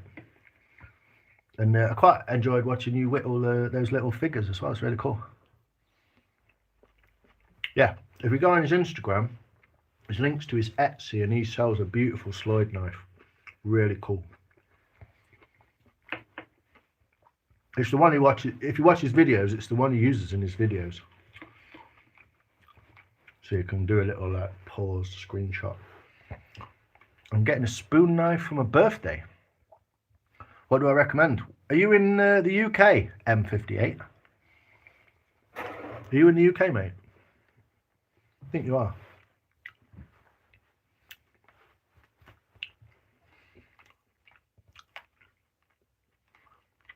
Yeah, that scoop. I've just been trying it out in some almost dry ash. It's like a plane, just like.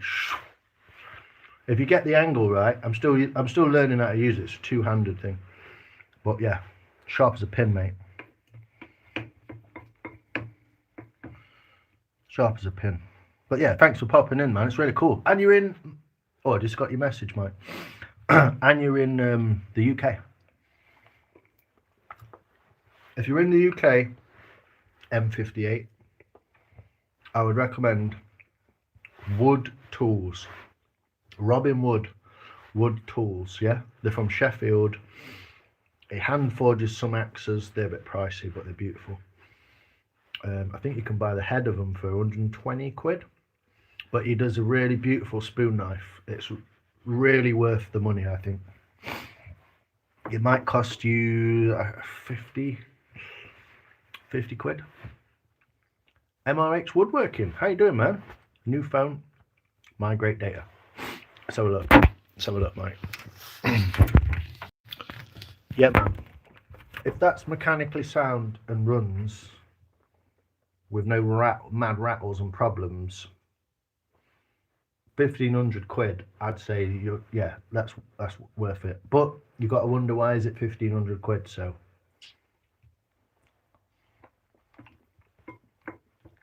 you know. Thanks, Jamie. I appreciate you welcoming everyone in. It's lovely. Top bloke. If you ever need a good deep chat, go and chat to Mr. Jamie Brown. Awesome guy. So yeah, my apologies. I'm just eating my tea. I've just finished.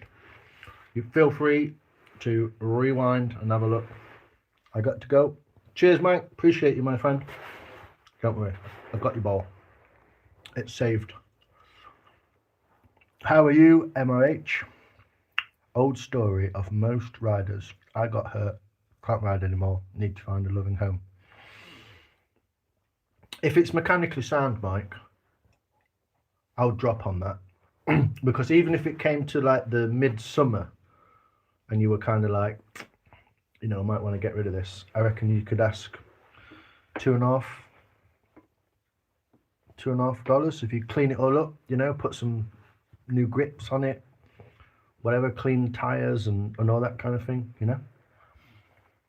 I don't think you would lose money on it. I don't think you would lose money on that bike. But do your research, whatever, but it's a nice looking bike. I see some pitting on the headlight, some pitting on the chrome, but in my opinion, mate, I don't think you're going to go far wrong with that. They're built to last in the Himalayan region of India. They're workhorses, man. They work. Pringles can, yeah. You could probably get a nice high level exhaust or build one. Let me just double check that. Yeah, maybe an exhaust upgrade. Buy a nice exhaust upgrade on it. It does look a bit like it's this bog standard exhaust, isn't it? But yeah, if you put a nice upgraded exhaust on it, mate, they've definitely got a cool factor. People are a bit more sought after than just, you know, standard bike. 57 notes, right hand compound curve, it's on the list. That's exactly this one I've got, right hand compound, yeah. And I would say that it's not a beginner's knife, but once you get to use it, like, you won't need another one. Unless you want to get like a left-handed or a different shape. But to starting out with, man, that is like premium knife, definitely.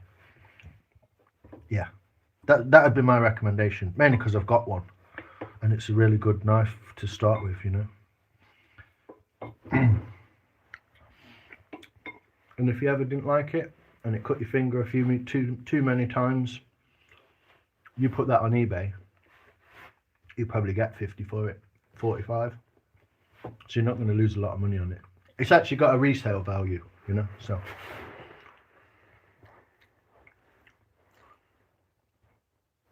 loved all your recent posts on carbon salmon. Thanks, Maria, appreciate it. Everyone's buggering off now anyway, so I'm going to go and finish my tea. Catch you later, buddy. Cheers, Whitling. Say hello to Gary for me. Take care, stay safe, have fun, in that order. Oh yeah, look cool while you're doing it.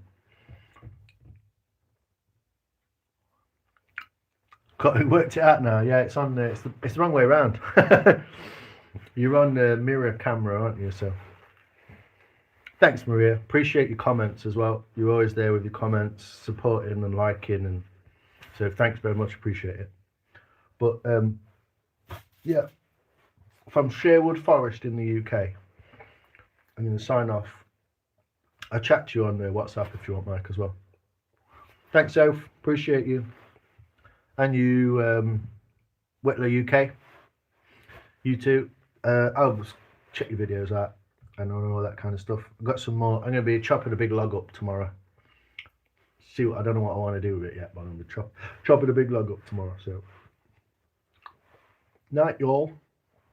Good night, John boy. Good night, Paul. I'll see you all later.